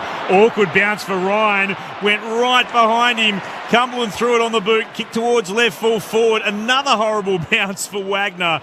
This time, though, it doesn't hurt Fremantle as then it's spun over the boundary line for a throw-in hard up against the left-hand behind post.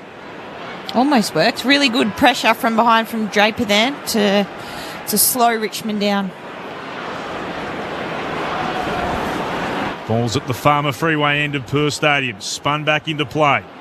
Nankervis front position, tapped it down. His kick was straight into, I think, Mansell, his own teammate. O'Meara saw the ball ricochet to him. He fed it to Johnson, was tackled immediately. Cumberland locked him up and took him to ground. Still at full forward for the Tigers. Not sure who's going to do the ruck work here for the Dockers. It's Jackson who then emerges, but it came down to Nankervis, threw it on the boot immediately. It's up and down in the lift shaft, crashing in. It spills out to the right-hand side, and Baker had a shot and was oh so close to a miraculous goal. He's hit the left hand behind post, had almost nothing, no daylight to look at, hard at right full forward. In the meantime, after that big collision, Draper is a little bit worse for wear. We'll keep an eye on that as the Dockers try to move it beyond their defensive 50. Wagner has it at left half back. It shows the size of Bolter. He got up and just strode away. Ryan and Draper were both slow to get to their feet. We'll keep an eye on it, as Clint says. Kick goes up to the wing. Amos did a great job to get in front, take the mark.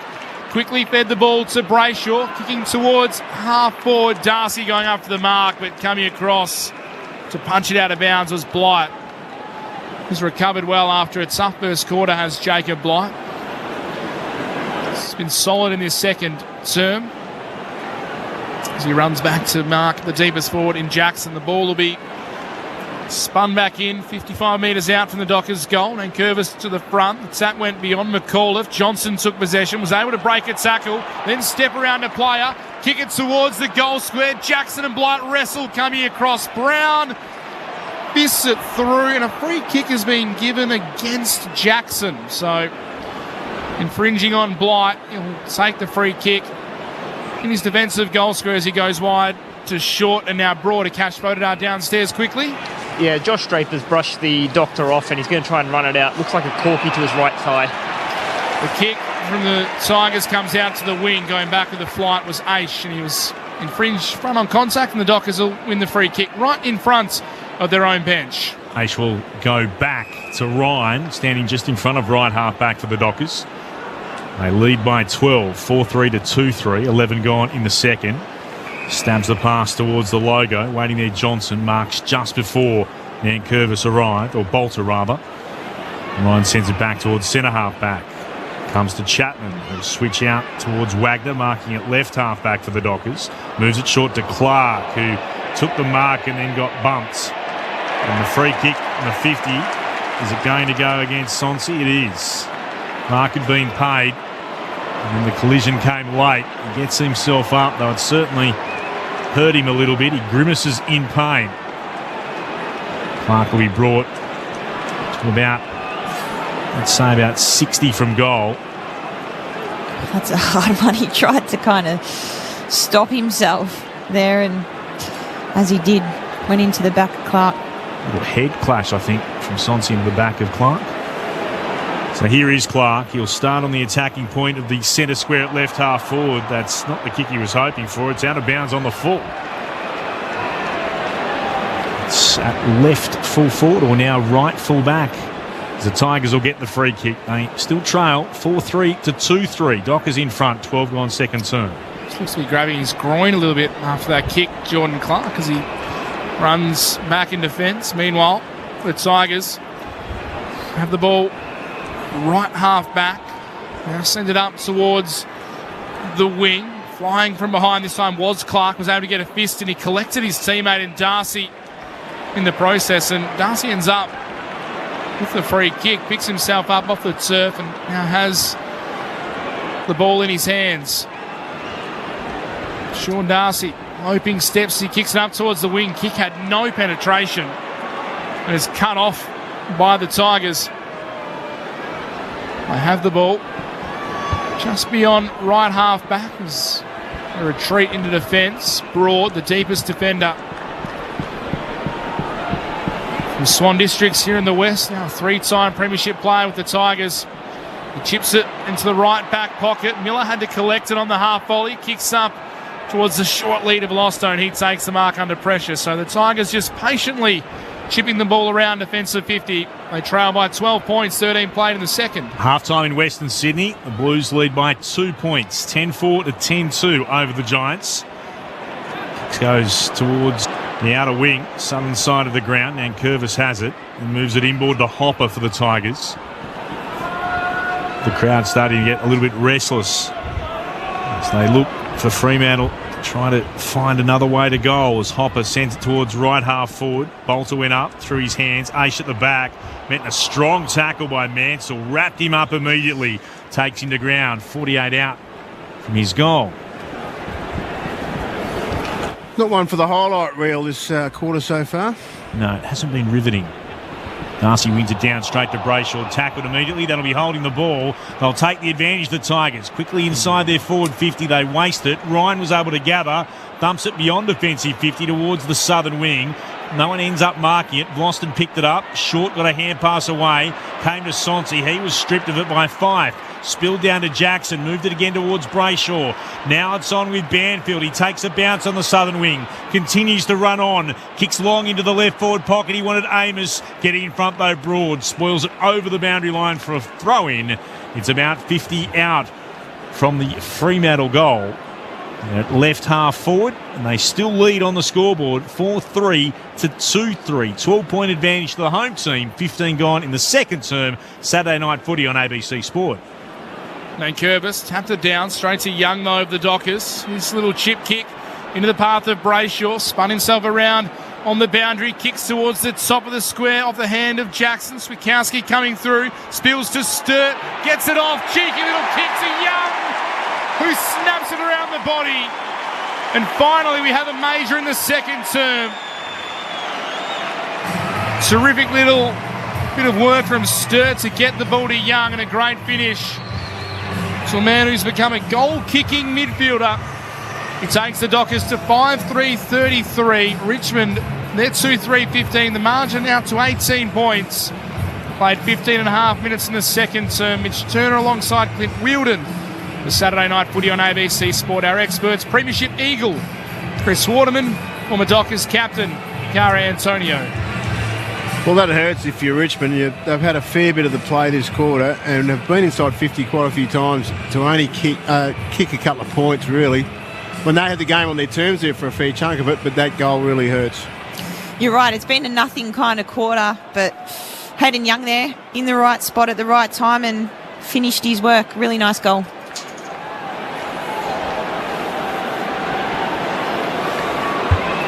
Throwing up. One down here. By Kazitsky for the Tigers. Handed it off to Hopper. Gets a kick away towards centre half forward. Wagner's there. Makes a defensive mark. Had a little juggle, but dragged it into his chest. Kicks the Dockers up the middle. Punching it down then. Kazitsky on the hand to it again. Cumberland was there. Hopper tries to dive in. Sarong's able to work it forward. Was courageous getting to it. Sliding out Brown. Big hit on the football. Tracy got crunched and did a bit of crunching of his own on Taranto and then came out the side, and I reckon Hopper was taken high by Fife. He was. The umpire, though, says play on. Moved quickly towards left half forward by the Tigers. Comes back now. Trying to step back was Cumberland. Handed it off to Ralph Smith from left half forward. Kicks towards goal. It'll tumble through. Wagner thought he was being infringed by Baker. The officials are not interested. It's through for a minor score. Richmond moved to be 2-5-17. 5-3-33, the Dockers, or 2-4-16, I beg your pardon. 17 gone to the second. Jordan Clark is flying through the middle of the ground for the Dockers. Couple of bounces. His kick out to the wing was a shocker. Managed to get through the palms of Campbell. Sturt tried to tap it out in front of himself. The Tigers thought insufficient intent on the far wing. The umpire not convinced. Trying to soccer it to his advantage was Sam Sturt. He's come into some good form since coming back into the side. 3 goals in the win over Sydney. Helps set up the last one with Young. Ball back in play on the outer side. Comes to Hopper for the Tigers. Kicks it up towards half forward. Bolter flies hard. Couldn't take the mark. Mansell did the roving. Got it out towards Campbell. He's got to contend with Clark. Did well to get away from him initially, but then he's caught. And his kick skews off the side of the boot. Goes out of bounds on the full. So instead of the Tigers having the ball at right half forward, the Dockers have the ball at left half back. That's in the hands of Brennan Cox, who chips backwards to Wagner. Finds Wagner. Not sure where to go immediately. Thought about going across the face of goal. Now kicks towards left half back. Flying up Jackson in a line of 5. Couldn't mark. Miller's on the ground. Looked to shovel it forward for the Tigers. Still into traffic. Jackson emerges with it. Got it nicely to Brayshaw. Then to Sarong. Hands it off to Clark. Moves it into the middle of the ground. Fife's out after it. Had 2 Tigers to beat. Looked to tap it forward. Rioli got there first. Has to backtrack. Shares it again with Sonsi to Rioli. Kicks the Tigers in the direction of Taranto, who marks in the middle of the ground. Out to Hopper, marking it right half forward. Hands it off to McIntosh. He'll kick long towards goal, and Ryan will mark right on the behind line. No change to the score. The Dockers 5-3-33. The Tigers 2-4-16. 19 gone in the second. But the rain, at least for the moment, is staying away. The water's come in patches tonight. It's dry at the moment as the ball comes out to the wing. Rioli did well through traffic. Starting to get involved. Got it to Taranto. Then to the run of a teammate in Sonsi. The kick on goal is across the face. The Tigers are peppering a little bit, but they can't find the major opening. 2-5-17 they are. The Dockers 5-3-33. 16-point margin. Sorry, Mitch. They just needed to have a bit more composure. The last 2 inside 50s had a number of free Richmond players and just opted to go the long point option. Inside 50 still favouring Fremantle, but less so. 26-21 at the moment. Richmond have had 3 marks to 2 inside forward 50 as there's a free kick spotted here over the shoulder against the Dockers. Will come back to be taken here by Hopper. Spears it inside forward 50. Baker was out, couldn't quite mark. Punches it forward along the ground. Coming the other way, O'Meara picked it up. Got it to Sarong, goes back by hand to Ryan. Backtracks, gathers the footy, hard up against the boundary line and then kicks out of bounds on the full. Free kick to the Tigers at left half forward. It's not been a quarter to get too excited about. Wet conditions, though as we say the rain has stopped for the moment, but it would be slippery. Skills have not been what you'd be hoping for as Rioli goes back to Short, who will thump it long inside attacking 50 for the Dockers, for the Tigers, and for the Dockers rising up is Jackson, and he takes a mark at right full back. 5-3-33, that's Freo. The Tigers are 2-5-17, 21 gone in the second quarter. Saturday night footy on ABC Sport. Jackson kicks it out towards his teammate in Tracy. Couldn't say the mark. Came to Sturt. O'Meara was quick to get the handball on to Brayshaw. Then further on to Tracy, who's taken out of bounds by Short. Still a number of premiership players out there for the Tigers. Jaden Short, one of those. Best and fairest in a premiership year in 2020. Very illustrious club to join in AFL football.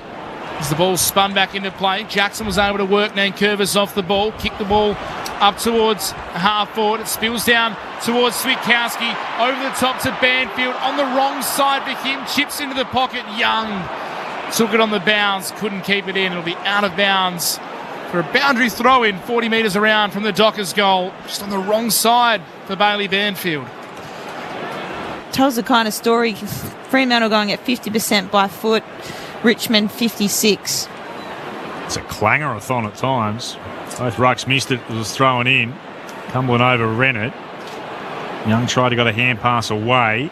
Ralph Smith picks it up. He's tackled the ground. Ball up again inside Freo's forward 50.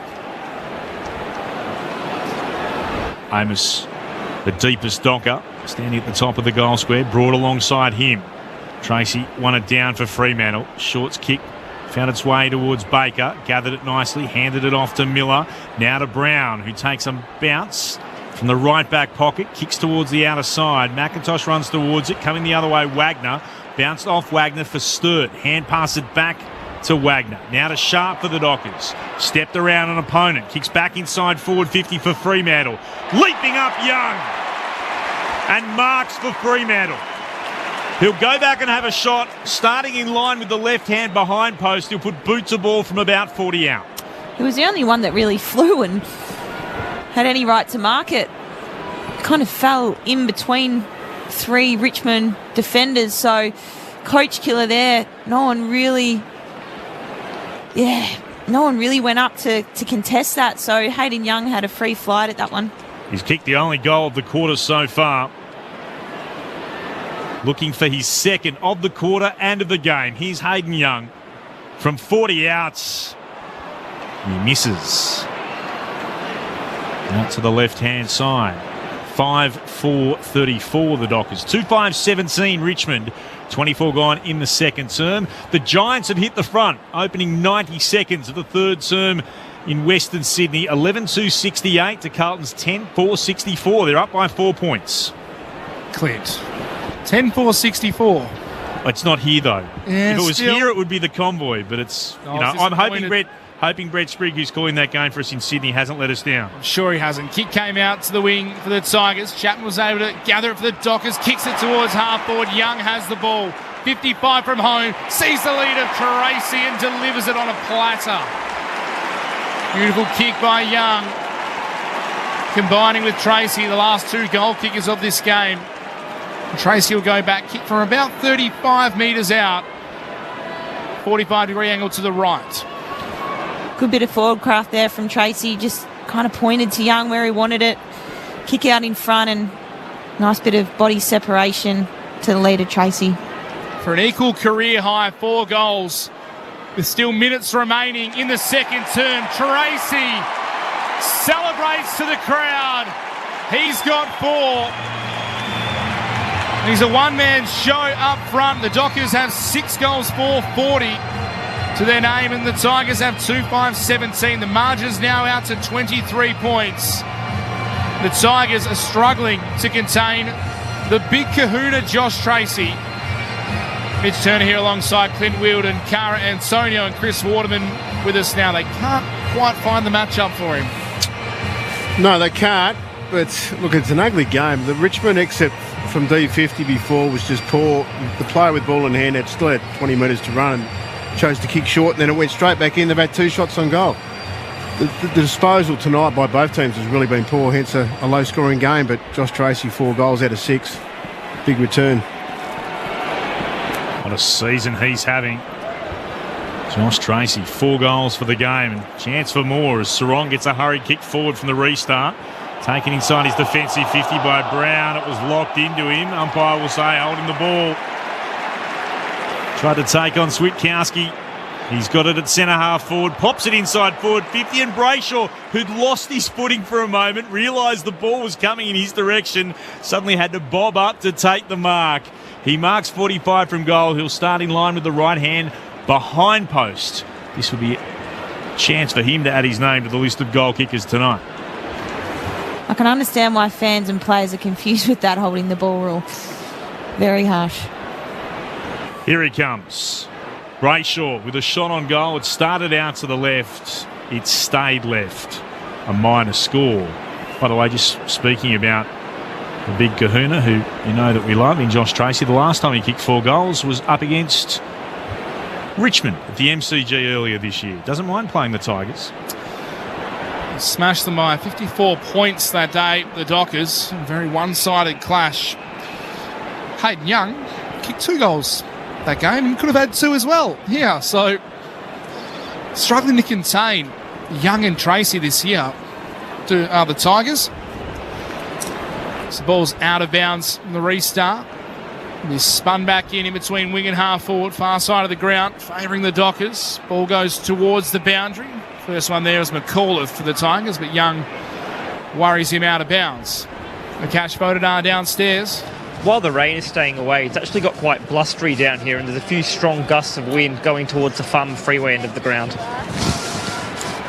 Ball spun back in, tapped over the top by Nankervis. Onto it was McIntosh, taken immediately by Brayshaw. Restart again, 55 out from the Dockers goal. Umpire was quick to put it in the air, tapped down, favouring the Tigers. It comes to Brown, high up and under, kick out to the wing. Mansell's the first player there, trying to tap it for the advantage of a teammate, but it went straight to Draper. Handball back to Wagner, his kick towards half forward. Nankervis takes intercept mark, and the Tigers will have possession back. Dockers bench holding up the anchor is their sign. Nankervis sends it, hoping to find Graham, who flew but couldn't mark. Spills down at the back. Aisha's there for the Dockers. Hand pass to Sarong. Swept it back to Draper, who looks okay now after a solid collision with Bolter earlier in the term. Moves it short to Brayshaw. Brayshaw pops a ball into the middle of the ground. Stretching and marking's Chapman. A beautiful goal earlier tonight. Out towards Ryan on the logo. Northern wing. Sends it inside forward 50. Frederick flew behind him. Banfield couldn't mark. Amos shoveled it out. Straight into traffic. Came away from the Tigers. Hopper got it onto Ralph Smith. Kicked into the centre square. Cleverly socketed forward by Baker. Knew he couldn't pick it up. Socketed forward again by Bolton. Bolton races inside the forward 50. The ball sat perfectly for him. Bolton strolls in and kicks a goal. He's got his second. They went coast to coast pretty much, the Tigers. Their third of the night. 3-5-23 to the Dockers, 6-5-41. 29 gone in the second term. Saturday night footy on ABC Sport. Our experts, Cara Antonio and Chris Waterman. I was just thinking, looking at the stats board, that Baker and Bolton had to get involved in the game somehow, and they both popped up at the right time. There was a good soccer by young Bakes, just to get the ball forward, and if it's going in front of Shai Bolton, good luck if he gets goal side here. It's just good to keep the ball alive, and a bit of dirty ball on the ground. We know that the backs of Freo, they're tall, they're good aerially, but yeah, God, he's exciting out the back, isn't he? Quick leg speed and such a great finisher. A little bit of the Euros influence leads to the Tigers' third. Ball back in the middle. There's a hold going against Darcy to go to Nankervis. Right in the middle of the ground, so the Tigers will have the clearance. You can see Brendan Cox first came back at the top level from a hamstring. Didn't really want to be extending the legs and chasing Shea Bolton. Nankervis handball to Rioli was spilled. Gave it straight back to the Dockers. Banfield was able to feed it back to Hayden Young. Kicks it out in front of Frederick, takes the mark, immediately wheels, still a kick and a half from home. Fife's in a one-on-one up forward. Broad did well to get in front. Punch it towards the boundary. Sharp tries to tap it back between his legs. Broad on it again. Fife stole it from him. Managed to get it out. Spills to Brayshaw. Snap on the right boot. Brayshaw's having some sort of second quarter. He's had 13 touches and a goal. And he is lifted for the Dockers, who answer back straight away. 7-5-47 Fremantle, 3-5-23 Richmond. Margin straight back to 24 points.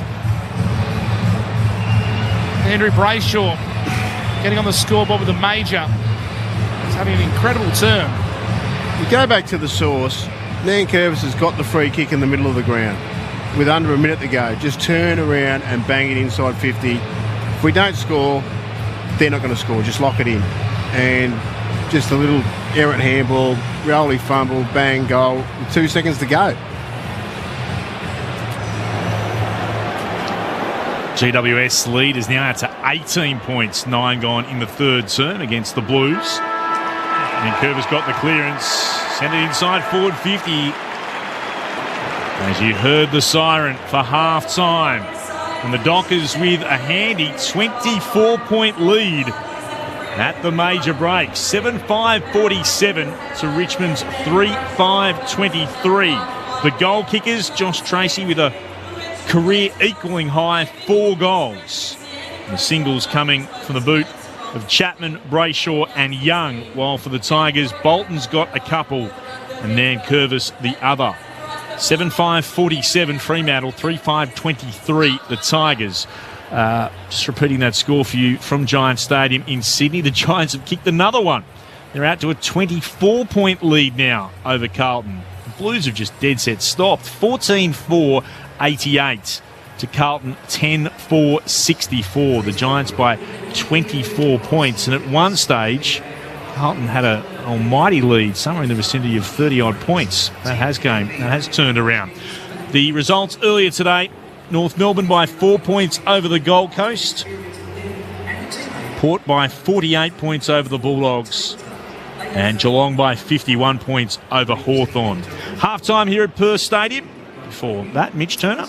Just interesting. Sean Darcy, during that quarter, got up very slowly from a contest, holding his knee a little bit. He just ran off well ahead of the team with the club doctor into the change room. So didn't go off with the main group. Ran off with the club doctor well ahead of them. So maybe just one to watch in this second half to see if Sean Darcy does come back out. It'd be a weird swap with Michael Walters being the sub. It's not exactly a like for like, but I guess that's the joys of having 2 rucks. Luke Jackson would step up if there was a problem there, but one to keep an eye on. No other team has made their sub so far, by the way. Sam Banks, the sub for Richmond, and as Hitch just told you, Michael Walters for the Fremantle Dockers. A 24-point lead at half-time for the Dockers. If you'd like to send us a message, 0437 774 774. Love to hear from you wherever you happen to be. Let us know your name, where you're texting in from. If you've got something to say about this game so far tonight, what it means for Fremantle, or indeed what it means for Richmond. It's been over 5,000 days, 14 years, since the Tigers have been on the bottom of the ladder, but that's where they find themselves tonight after North had that 4-point win over Gold Coast. Can they drag themselves out of the cellar in this second half? Let's get the thoughts of our experts, All-Australian Cara Antonio, and alongside her, dual premiership player Chris Waterman on ABC Sport. Not a great game to be reporting on. It's almost identical. They had 14 inside 50s each that quarter. But the defenders from Richmond are getting plenty and the midfield from Fremantle are getting plenty, but neither of them are really connecting up forward. You think we were expecting really poor weather and rain all night. That quarter was dry the whole time, but it felt like it was raining the way the ball was missing targets and they were falling over. But credit to Richmond for the first 20 minutes. They were all over Fremantle to a sense, but could not hit the scoreboard. And I felt like Fremantle were about to maybe go bang, bang, bang, bang and open this game up to a 7 or 8 goal game. But then Richmond got one and made a really poor decision late with under a minute to go to play on from the midfield, and Fremantle got what it should be a 3-goal game with Richmond somehow. 4 goals is not insurmountable, but just their connection up forward is just not doing it for them. On the other hand, Fremantle, they could have really broken the shackles there if they got their end right and gone in 5, 6, 7 up, but they're not. It's pointing towards an ugly Fremantle win, but they'd take that if that's how it pans out, Cara. You'd be happy to walk out of here with 4 points tonight after what we just watched. Yeah, it is hard to watch. It's hard to dissect as well, because that first quarter was completely a contrast to that second one. I mentioned it throughout that quarter. The disposal efficiency from both teams is, 54% from Freo, and they're going by foot, and Richmond are going at 55. So it's an ugly game of footy. It's not a high amount of pressure or tackles. I wouldn't have thought. It's a lot of poor decision making and second guessing, and Fremantle just need to get back to how they played in that first quarter. That they worked their way through, came back through the corridor, and had that, I suppose, connection or inside 50 connection, and were able to score. But they went away from that. They kicked long to contest, and it was really, really ugly. The one for me, from a Richmond point of view, I think Nankervis, the skipper, is really the one that stood up. He was massive in that quarter. They got up actually in clearance. The Tigers, they were down, and we know that the Dockers are the number one clearance team in the comp. He had the 7 touches, the 4 clearances himself, and the 11 hit-outs. A couple of score involvements and a couple of inside 50s. You mentioned, though, Chris, he had that kind of mare of a decision late in that quarter, and the ball was turned over. But here's the one, the skipper for me, that you can tell his intent. He wants to, kind of get his group together and jump on my back, and this is how we want to play the game. But he's not having a lot of support, and Brayshaw was massive that quarter as well for the Dockers. 13 touches, 3 score involvements, and the 1 goal. And yeah, that last kind of 5 or 6 minutes, I thought Fremantle got on top. So it'll be interesting to see how teams come out in this second half, Chris. Well, we did mention Richmond needed Baker and a Bolton to get involved a bit more, and they still do. And I think they need to throw Bolton on ball a little bit more. They've had him in there a couple of times, but not enough. Outside of Tracy, it's Brayshaw and Hayden Young are the 2 most influential players on the ground, and for Richmond it's Rioli, but he's getting all his ball at half back and just not getting enough inside 50. So there's a lot of areas that Richmond would look at that, we're not good at, but they've got more areas that they can improve on. Whether they can get it done or not, I'm just not sure. But look, the game's not over. I mean, 4 goals. They haven't kicked 4 goals yet, Richmond, but they have to get 4 goals to just equal with Fremantle. So it's going to be a big ask from where I sit. If Fremantle can just keep the pressure up, walk out of here tonight with 4 points, any which way they can, they'd take it. It's a good call, actually, Bolton to the middle. He's an exciting player, he's an X-factor, and he's a hard matchup in there.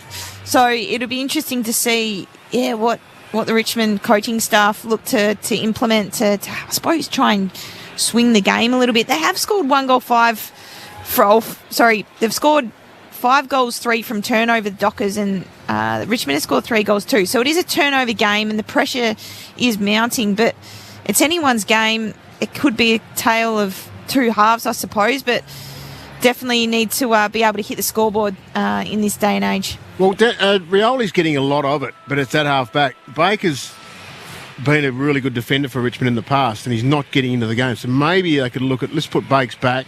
We know what he can do behind the ball, and get Rioli on the ball with Bolton at times, and just shuffle it around a bit and see if they can get something going. So I don't know whether they would be doing that, but if Rioli can end up with 35 tonight at half back, it's not going to help Richmond. They need to get their ball winners on the ball more and get it going forward a lot more. As we said, what are the inside 50s now? 25, 33. So Fremantle are winning in that area, but if Richmond can bridge that gap with a bit cleaner ball, you just don't know. And it's not getting 4 goals next quarter. It's just trying to outscore by a couple, which really puts Fremantle on the back foot. And that's all they need to do, is just create some sort of pressure on the scoreboard. They're not out of it yet, the Tigers. Fremantle fans, though, will be happy to have that 24-point lead at halftime. On the text message, Marcus in South Melbourne, all these results leave the Dockers in the top 4. Who'd have thunk it? And break out the celebrations. Very good from you. The Traralgon Tiger. Fellas, ladies, the surface of this stadium is terrible. Are the furrows in the surface in preparation for the planting of potatoes? Utter amateurism. It doesn't look great. There's no doubt. And players slipping over, as we've seen again tonight. Yeah, it's for what is a magnificent stadium. The surface is disappointing. There's no other way to put it. And Kay asks a valid question. Will Fremantle regain third spot with a win? They will, Kay, on the live ladder. The Dockers have climbed back up into third as we speak. So that's the way that they will stay if they can hang on and win this game against Richmond. The Tigers, as we've said, will stay at the bottom if things do not change. 7-5-47 Fremantle, 3-5-23. That's the Richmond Tigers. Wherever you're listening on 720 ABC Perth, ABC WA, on Sport Digital around the nation, or of course streaming on the ABC Listen app. Look for the AFL Extra button. Saturday night footy on ABC Sport. Let's pause now and take the latest from the ABC Newsroom.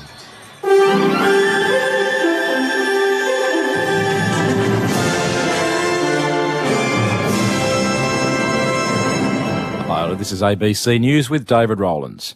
The federal opposition is demanding to know when the Albanese government was aware of concerns over Senator Fatima Payman's eligibility to sit in federal parliament.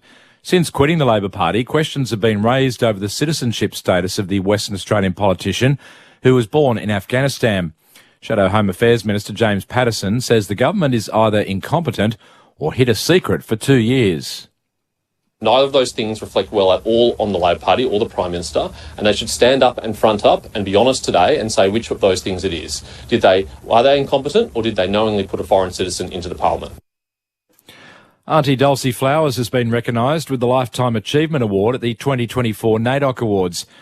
The awards kicked off this evening in Adelaide, with this year's theme being Keep the Fire Burning, Black, Loud and Proud.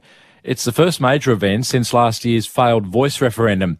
Miriam Woman, Auntie Dulcie, helped to establish the Redfern Aboriginal Medical Service, which is one of the oldest Aboriginal community organisations in the country. She says there's still a lot of work to be done for justice and equality. I think after all these years, this country has to find a way of helping us achieve justice and equality. We're still not equal. Ukraine's national grid operator says an energy facility in the country's northwest has been damaged in an overnight drone strike by Russia. Officials say the strike forced electricity shutoffs for industrial consumers in the city of Sumy, and repair teams are working to restore supplies.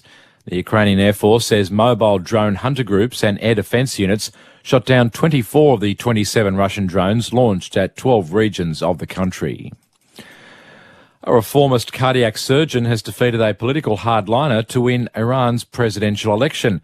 Larry Buttrose has the details. 69-year-old Masoud Pezeshkian is promising a more moderate approach to reach out to the West and ease enforcement of the country's mandatory headscarf law after years of protests. His policies have proved popular with the electorate, with him winning by a margin of around 3 million votes. But even his modest aims may be challenged by an Iranian government still largely held by hardliners against the backdrop of the ongoing war in Gaza and Western fears about Iran enriching uranium to near weapons-grade levels. The Vatican says it's excommunicated an Italian archbishop who's a staunch critic of Pope Francis. Carlo Maria Vigano was found guilty of schism, meaning that he split from the Catholic Church. The 83-year-old ultra-conservative archbishop has previously called on Pope Francis to resign, accusing him of heresy and criticising his stances on immigration, climate change and same-sex couples.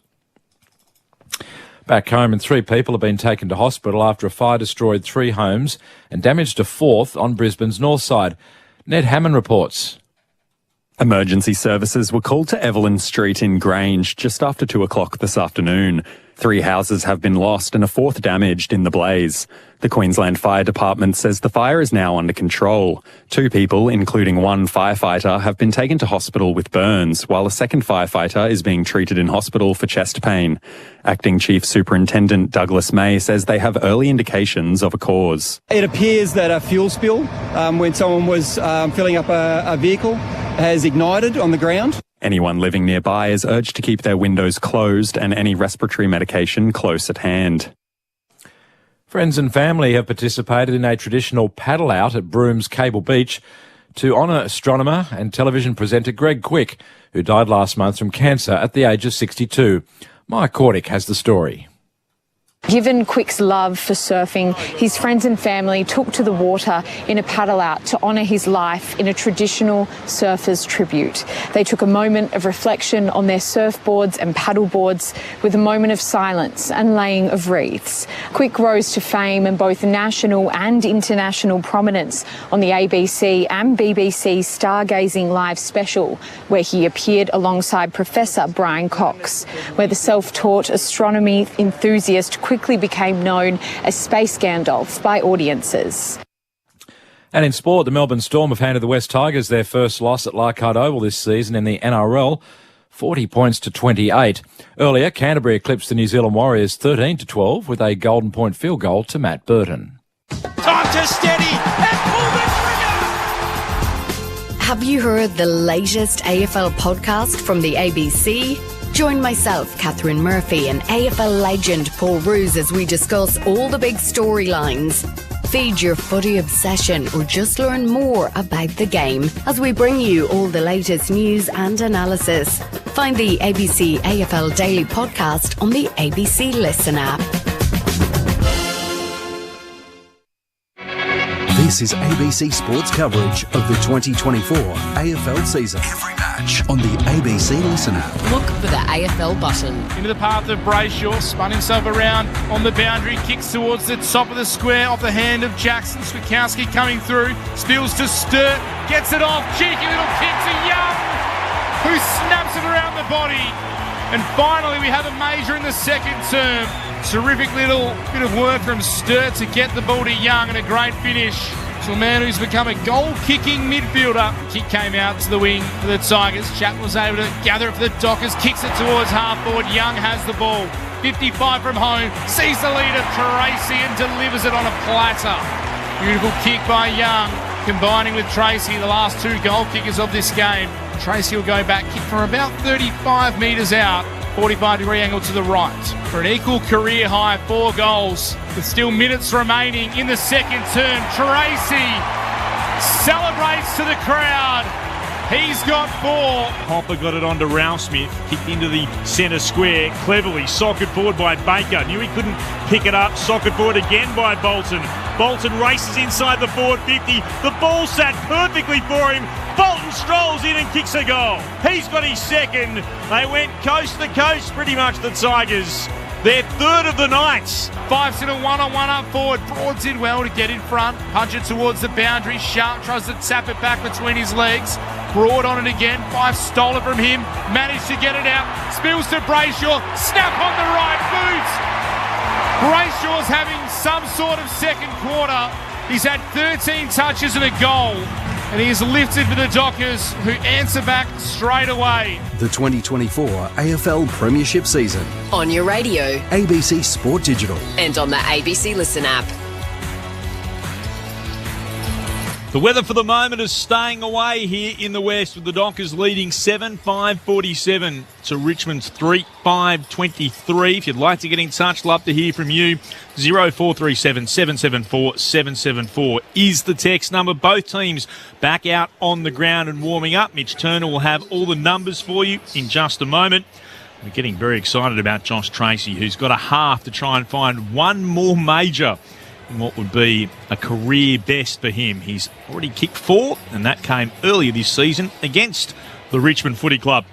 Can he get one more tonight against the Tigers? Can Richmond find a way to get back in front and drag themselves off the foot of the ladder? Fremantle back into third at the moment. Mitch, what do the numbers tell us from halftime? So we heard in the highlights. We'll go through the individuals quickly to get them out of the way. Andrew Brayshaw, 19 touches and a goal. Had 13 in that second term. Sarong has 16. Hayden Young also 16 to go. The major for him. Wagner 13. Ryan 12. For the Tigers, Dan Rioli has had 16 touches. Velostone 14. Hopper 14 as well. Miller and Short 13. A lot of defenders up there for the Tigers. The team's stats, the Dockers disposals 193 to Richmond's 179. The contested possessions 75 to 65 the way of the Dockers. The uncontested possessions 107 to 105. Also the way of Fremantle. The tackle count favouring the Tigers 30 to 26. The hit outs also favouring Richmond 25 to 16. A little fight back from the Tigers in the middle of the ground. The clearances, 20 apiece now at half-time. The inside 50s, though, Fremantle still lead that 33-25. And the marks inside 50, 5-3. Interestingly, on the individuals, Nat 5, just the 5 touches for Fremantle. So a quiet night for him. Shea Bolton's kicked the 2 goals, only touched it 6 times. Liam Baker 7, but the Tigers probably would like to get the ball in Bolton's hands a little bit more if they're going to come back than just the 6 times. The Wallabies in action tonight up against Wales. 68 minutes gone, and the Wallabies in front, 23-16. Keep you updated with that one when it's all done and dusted as well. Good luck to the Wallabies as they try to start their international season with a win over Wales. Frank from Western Power, what are your thoughts regarding the power pole blocking Kempy's view, which was front page of the paper this morning? I think he's been a bit cheeky. I'd be annoyed if I was doing Kemp and all of a sudden I get a power pole just emerging out of nowhere. He's got enough money to take it down, doesn't he? I'm not sure he's got that much money. If what he's been quoted's correct, that's a fair bit of cash. Alex Demon also into the 4th round at Wimbledon, so going very well over there, the Aussie. We do say we invite your texts, whatever they happen to be. 0437 774 774. That did make me laugh. I have noticed as well, we'll get down to a cash photo with an update, but Darcy's subbed out, Walters subbed in, because I cannot see Sean Darcy out there, and Luke Jackson will start the second half in the ruck as we're underway, and the umpire will bring it back immediately from the restart. It'll go the way of the Dockers. A free kick going to Brayshaw. So we flag at the end of the first half. Darcy went into the rooms early with the trainers. And Jackson is now into the ruck. Brayshaw kicked it in his direction on that occasion. It was knocked away from him. Sarong came in to apply the pressure, crashing through the Tigers at the bottom of the pack. It looks like Graham. It is. It's quite hard to see the Tigers' numbers. I like the Guernseys, the yellow with the black sash across, but at times it's a little bit hard to spot the numbers. The Switkowski tries to storm through the stoppage. Then Curvis wraps him up for another restart. Umpire clears the players out. Jackson tried to come over the top. Nankervis, though, took it out of the ruck. Got it to Graham and Sorrento. The Tigers moving forward. Bolton on the lead. Coming out from the forward 50. Took the mark. He's a kick and a half from home. Kicks it into the pocket looking for Bolter. Cox was able to get in front. It's off hands, out of bounds for a boundary throw in 40 metres around from the Tigers' goal. They trail by 24 points. Just 1 minute played in this third term. Ball to be spun back in. And Curvis read it well, got to it, palmed it down to Ralph Smith in the left forward pocket. He's going to have a snap at goal and miss the lot. And it's out of bounds on the full, left full forward. Clark will take the ensuing free kick for the Fremantle Dockers. GWS's lead is out to 30 points now. 16-6-102 to 11-6-72 against the Blues. As Clark's kick toward right half back. The hands of a Tiger came down to Tracy. Hurried kick towards Amos. He's got 2 Tigers to beat and he's done well. And the southern wing tapped into his own advantage. Gathered it beautifully. Kicks inside forward 50. Couldn't find 2 of the Dockers. Sturt was in there. So too Frederick. Short did well. Knocked it away and then gathered. Kick towards left half back. Switkowski spoils and sees it over the boundary line. Throwing it right half forward. Lovely effort first up from Amos. The way he was completely outnumbered. Could tap it to his own advantage and gather on the run. Just needed to get the ball in a bit deeper then. Jackson, Nankervis go at it again. Nankervis to the front. Took it out of the ruck. Jackson grabbed him straight away. It'll be tossed up again. Just on the tennis. Alex Deminora walkover against Frenchman Lucas Bouy, pulled out before the game. So into the 4th round over in the All England club as the ball's once again tied up from the restart. Bottom of the pack was Sonzi. Gives it straight to the umpire, as players are instructed to do, as he tosses it straight up again. And Curvis again takes it out of the ruck. It'll be tied up again. Try and break them apart, Clint Wheeldon. Wish me luck. Jackson won it down. Got it to Sarong. Hand pass in the direction of Brayshaw. Stolen here by Hopper. Worked it out to Sonsi. Hurried kick straight into traffic. It's congested at the moment. Ball's going to be locked in just inside the outer edge of the centre square. Wagner underneath it. Taranto and Graham had tackled him to ground. The umpire's wearing the light blue. They throw it up. Came down in the direction of Jackson. Got a hand pass out to O'Meara. Tap forward, cleverly done. That was Baker. Worked it on to Sonsi, then to Ralph Smith. He'll kick into the left forward pocket for the Tigers. Up and marking Bolter. He wants to play on. He finds Bolton, who marks in front of the left-hand goal post. He'll play on and kick another one. He's got 3 now, Bolton. The Tigers get the first of the second half. 4-5-29 to 7-5-47. Fremantle's still in front. 4 minutes gone in the third term, but their lead is cut back to 18 points. You can see what's happening already with Darcy now out of the ruck or out of the game. Nankervis is trying to dominate Jackson in the ruck contest and try to grab nearly every one of them, and has been successful at a few times already. So that's an area to watch for Fremantle. I think Luke Jackson needs to get away from him. Some details on that Darcy substitution. A catch voted up. Yeah, confirmation from Fremantle. Darcy's out with concussion. So Michael Walters just doing some ball drills on the boundary now before he comes on. And just quickly on the conditions, a bit of light rain falling again to start this second half. So concussion for Darcy. That means he'll miss next week's trip to Tasmania to take on the Hawks. This time, though, Jackson climbed higher, took it out of the ruck, burst away, took a bounce and found Switkowski. So just as we were saying, Nankervis was off to a flying start in this quarter. Luke Jackson rose up into the sky, took the ball, spun away, took a bounce and hit the target. That is terrific from Luke Jackson. Bit of individual brilliance there, wasn't it? Clearly he knew what was going on. He was getting dominated the first few minutes, so he wanted to make a statement. A cheer for Michael Walters as he comes onto the ground. Fellow small forward Sam Switkowski has the ball in his hands. Will kick from 45, sinks the slipper into the ball, turns and celebrates immediately. Again, the Dockers answer straight back, and Richmond can't quite get within touching distance. Margin straight back out to 24 points. 8-5-53, 4-5-29 the Tigers. And we're back to where we started 5 minutes ago for this second half. Mitch Turner alongside Clint Wheeldon, our experts. Premiership Eagle Chris Waterman, former Dockers captain and All-Australian Cara Antonio. He had a great jump at it. He read it particularly well and knew exactly what he wanted to do with it. Fantastic. I think what I was most impressed with, though, is the composure going inside forward 50 and not blazing away, being able to lower the eyes and hit a target inside. Really great finish. Jackson will face Nankervis again. They lock arms. Nankervis won it down, but was sharked by Young. Ran into traffic.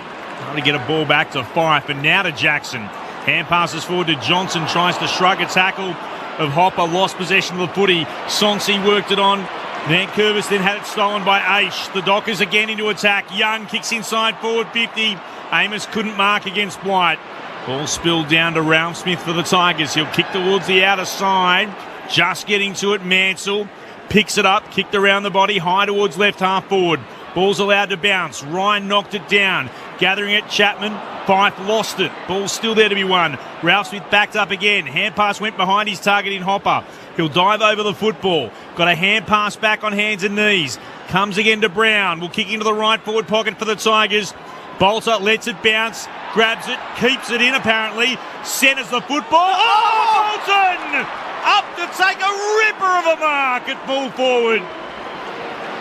There might be a slight question about whether the ball had been kept in deep in the right forward pocket by Bolter, but there's no doubt that's the mark of the night to Bolton. What a ripper it was. He is a star, an absolute star. Bolter, fantastic to look inboard as well on the left. So after using Clark as a stepladder, Bolton is looking for 4, comes in pretty much straight in front, puts it through for the Tigers. And Richmond hit back again. And that margin again is 18 points. 8 minutes gone in the third term. Another goal to Bolton. He's got 4, so he sits alongside Tracy as the game's leading goal kicker. Fremantle 8-5-53, Richmond 5-5-35. Saturday night footy on ABC Sport. Our experts, Chris Waterman and Cara Antonio. Well, he's become a handful. He got one late in the second quarter and their first 2 in the third. He could light up this game Shai Bolton, if they can get the ball down there enough and quick enough into space, because, well, he didn't need much space there. He just jumped on him, which we know he's capable of. But he comes back to Nankervis. Can he keep dominating Luke Jackson, or can Luke Jackson fight his way back here? It's a race to 5 between Bolton and Tracy. Neither have done it in their career, would you believe? Nankervis out of the ruck again, kick towards half forward. Clark had it for the Dockers, was tackled, dispossessed. Young's tied up. Kicked 4 on now 5 occasions as Shai Bolton.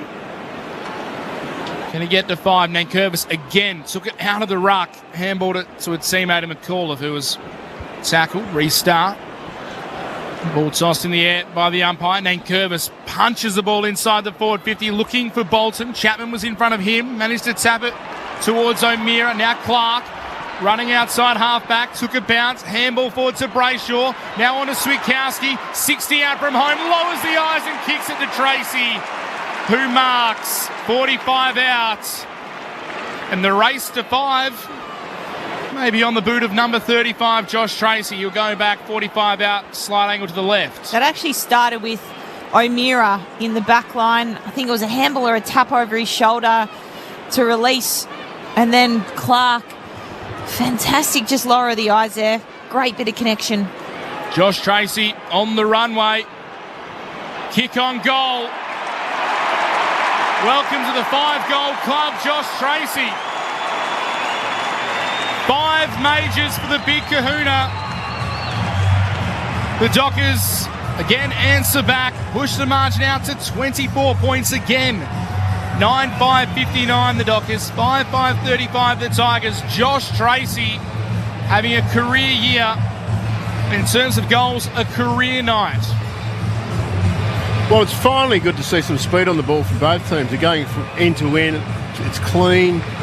Not what we were expecting at the start of the game with a bit of drizzle coming in, but they just won't lie down, Fremantle, and Richmond are just peppering away, but they just don't want to lose this game by the looks of it. It's been blow for blow to start this second half. The Tigers land one, Fremantle respond, Richmond hit back, Fremantle respond again. Great start to this quarter. Tracy in the ruck, wins it down, gets it to Johnson for the Dockers, who'll kick towards left half forward. There's a race on here, Short wins it, sliding down against Switkowski. Couldn't pick it up though. McIntosh goes burrowing in, knocked away from him, and then Miller's happy enough to cleverly work it over the boundary line for a throw-in. Not surprised to see Fremantle win the first centre clearance with Nankervis not in there. They put the Big Kahuna in to do the job as well. Some running repairs being done downstairs on Draper. We'll keep you across that. Throwing in. Tigers win the tap and they get the clearance. Taranto kicks towards centre wing. Wagner goes crashing in to Cumberland. The ball spins away and goes through the interchange gates for a throw-in on the northern wing. Cash Fodadar downstairs. Yeah, just an update there on Josh Draper. It's that right thigh quite high up where they're doing some strapping and taping. The same issue from that incident in the first half. Tracy, who wins the tap against Kajitsky and then tackled Graham. Ball jarred out. Came to Taranto. Kajitsky to Graham. Quick hands from the Tigers. On in the direction of Baker. Hard up against the boundary with Clark right with him. Can't keep it in. It's over for a throw-in. Right half forward for Richmond. Tigers are 5-5-35. The Dockers 9-5-59. 12 gone in the third. Brayshaw up to 21 disposals. Leads all comers on the ground. Tracy and Kajitsky once again in the ruck. Goes in front of Baker. Had the handball over his shoulder. Looking for his teammate. Johnson got rid of one Tiger. Then a second. Managed to get it to Tracy. Backward of the wing. Kicks it up towards half forward. Terrific mark coming across by Broad. Had a couple of Dockers there. Had to float across from the side. Vice-like grip was able to take the mark. Handballs off to the run of Jaden Short. Kicks back up the wing to another big pack over the top of Kajitsky and Tracy. Cumberland can't keep it in. Into the side this week, Noah Cumberland for, of course, Dustin Martin, who's being managed. Had that back issue last week, but the Tigers have already said during the week it was always a plan probably not to fly him to Western Australia, given the flight time. Ball tapped down by Tracy. Fife was able to get it out to a teammate. Ends up with Clark. High kick towards half forward again. Amos at the front. Punched away by Miller. Comes down towards McIntosh. Tapped it straight low to Switkowski. Did well, did the Docker. Got it to Sarong. His kick smothered. Tigers win it back. McIntosh handball over the top looking for a teammate and either Miller or McAuliffe, and he goes out of bounds. Ball to be tossed in. The Dockers lead by 24 points. 13 and a half played in the third term here on ABC Sport. Giants by 36 now, early stages of the final term against the Blues. Remember, they led by 33 points at quarter time. Carlton, what a turnaround that's been. Giants looking to keep their season alive. From the restart, the ball's taken straight back towards the boundary line. It's going to be another throw-in. If I'm Richmond here, I'd be more inclined to put Bolter in the ruck than Kaczynski's a more dangerous ruckman and more dangerous player around the ground. Kaczynski's still there for the moment, up against Tracy, and Tracy took front position and palmed it down for the Dockers.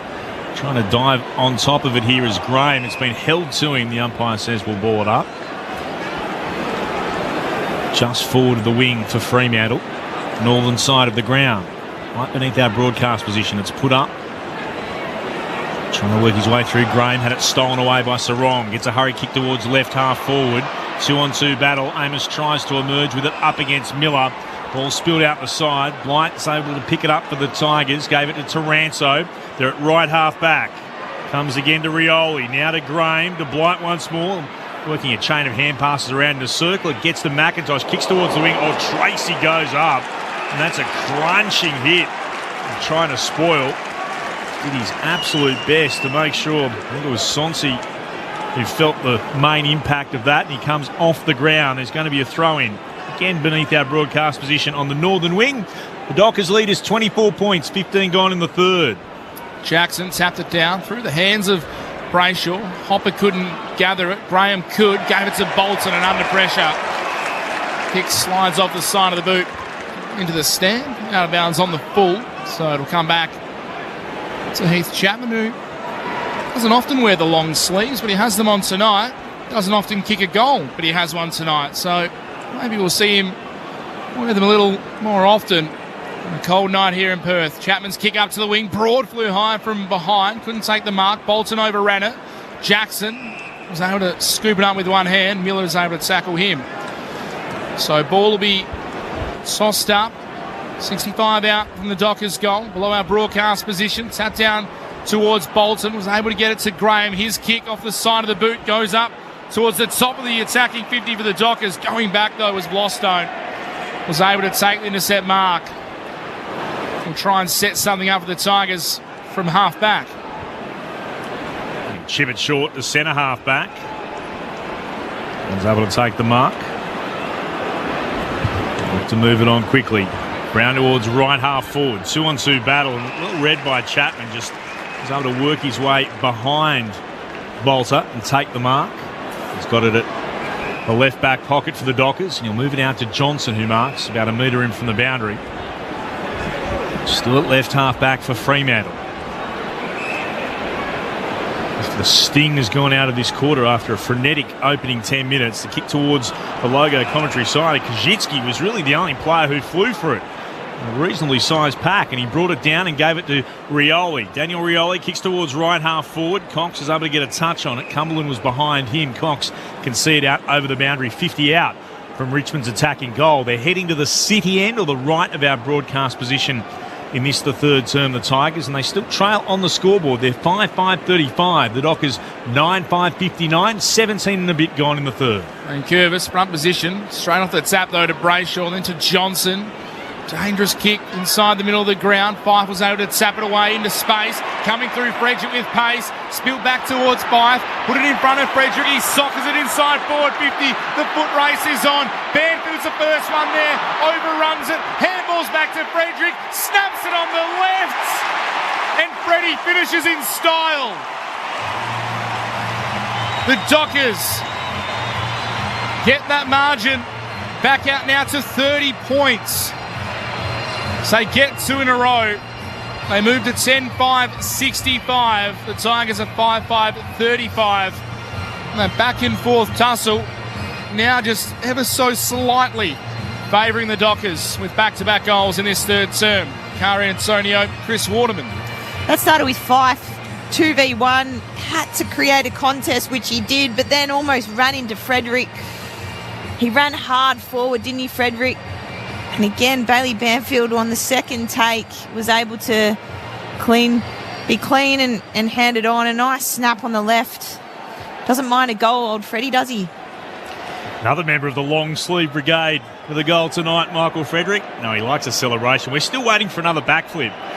Tigers get it forward from the restart, but Jackson's able to interfere and intercept. He gets it on to Brayshaw for the Dockers, and now to Young. Hurry kick inside, forward 50, bounced away at Broad, couldn't take it, spilled away from him to Sturt for the Dockers. Now it's with Johnson, 51 out from goal he wants. Frederick is up and marking right in front of goal. He marks 35 out.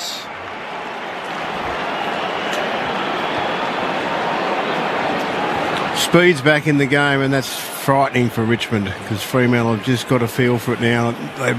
This could get, dare I say it, after what we thought was pretty ordinary viewing in the first half, this could get very ugly for Richmond. He kicked their most recent goal, Michael Frederick. He did promise us an extra time here in the West that he'd give us a backflip when the moment was big enough. Could this be it? Frederick comes in from 35 outs. Well, you need to kick the majors first. He's missed to the left-hand side. That's a let-off. As far as the Tigers are concerned, 10-6-66.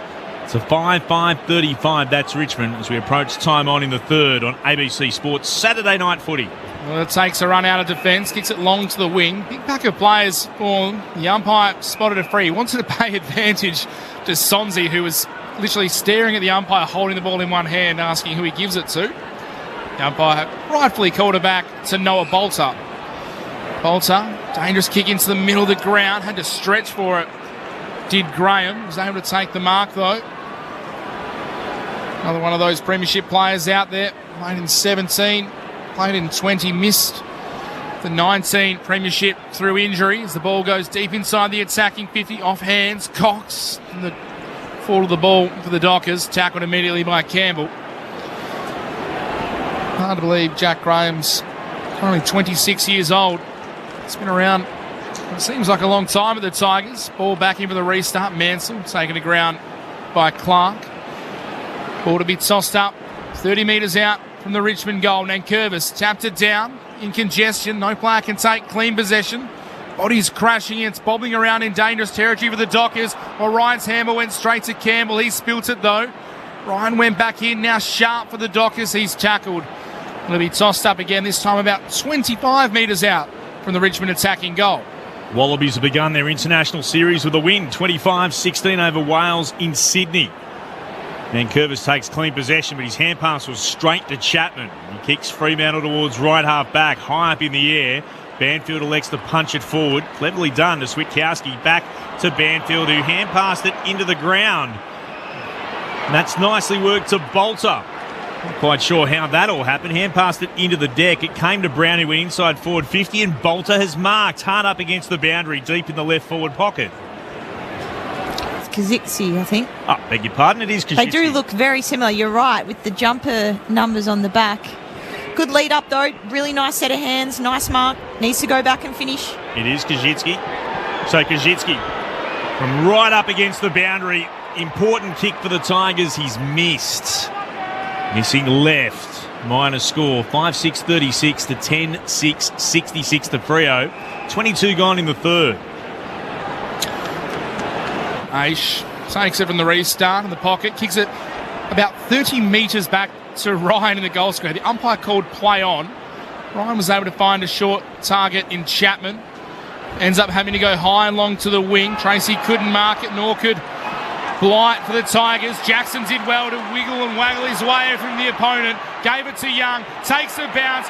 Banfield going back towards goal. Can't get him on the full. Has to track it on the bounce. It's on his favoured left foot side. He snaps it around the face. Waiting under it was Walters, but Blight had the size. Got across and knocks it away out of bounds. It'll be a boundary throw in. Quick end-to-end footy from the Dockers. Will be spun back in just outside their attacking goal. Ball back into play. Jackson, front position, got fingertips to it, spilled down though to Taranto. Hurriedly kicks into the centre square, and back there is Sharp for Fremantle. On the forward 54A coming up for the Dockers. Sharp kicks into the right forward pocket. Blight got rid of Tracy, got a hand to it, couldn't mark it, spills down. Brayshaw tries to tackle him, he goes to ground, hand pass out to Nankervis. Heavily met, spilled out though to Taranto. Vlosten kicks short into the right back pocket, and Mansell marks. Kicks the Tigers beyond defensive 50. Stretching for it, Cumberland. He can't mark. Draper mops up at the back for the Dockers. Sarong has to get away. The hand pass goes back to Ryan. Lost his footing. Was able to get it on, though, by hand to Aish. Moves it by hand again. This is Wagner. He'll put boot to ball. Inside forward 50. Tracy flew. Went over the back of the pack. On for Walters, who runs it along the ground. And Michael Walters back in the team. Back on the goal kickers list. Runs to the crowd to celebrate. The sub. He scores Fremantle's 11. 11-6-72 to Richmond's 5-6-36. Fremantle out to a game-high 36-point lead at the 25-minute mark of the third. Just put it into a dangerous spot. I mean, no one really flew for it. He's lucky that dribble kick came off. He was very close to hitting the post. Not sure about the celebration, the double cobras, and then just showing the number to the crowd. I'm back. Number. Yeah. Right, 10's back. He also likes a celebration, doesn't he? You could tell how badly Michael Walters wanted that goal, because Bailey Banfield was about 6 or 7 metres ahead of him for a guaranteed goal. But he managed to get it through. The Tigers open the restart. Hopper takes it away, kicks it towards Bolton. Was tunnelled, but held the chest mark. He looks to be a little sore. He hit the ground hard. He jumped up, took the ball on his chest, and in doing so was tunnelled by Luke Ryan. If ever there has been an advertisement for the WA clubs maybe wanting to get Shea Bolton, well, it's coming to town, potentially being a one-man show for the Tigers. Let's see the replay. Oh, landed very awkwardly. The awkward landing on the left knee. He has 4 goals, has never kicked 5. Josh Tracy's already done it at the other end. Shea Bolton, 30 metres out.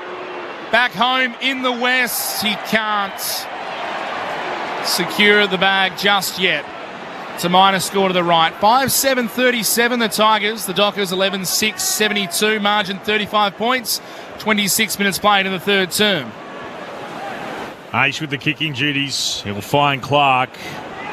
Marks in the left back pocket. Ugly looking kick beyond defensive 50, but Tracy's done well. Juggled the mark, but never looked like dropping it. Immediately sends Fremantle into attack. Down the commentary wing, and Young with a fine mark. He has it at left half forward. Marking in front of Cumberland. Kicks across centre half forward. Brayshaw marks. Plays on by hand to Switkowski. Now that's the Sarong. Into the right forward pocket. Sharp has to wait. And then McIntosh won it to ground. Broad slides out. Picks it up for the Tigers. Hand passes backwards. Comes now to Short. He'll kick up into the air on the southern wing. Draper battling away up against Kajitsky. Kajitsky couldn't mark. He goes to ground. It's been held into him by Switkowski there. And they'll ball it up between left half back and centre wing. Dockers 11-6, Richmond 5-7 from the restart. Aish emerges with it for Fremantle. Kicks quickly inside forward 50. Amos got bundled over and he'll get the free kick.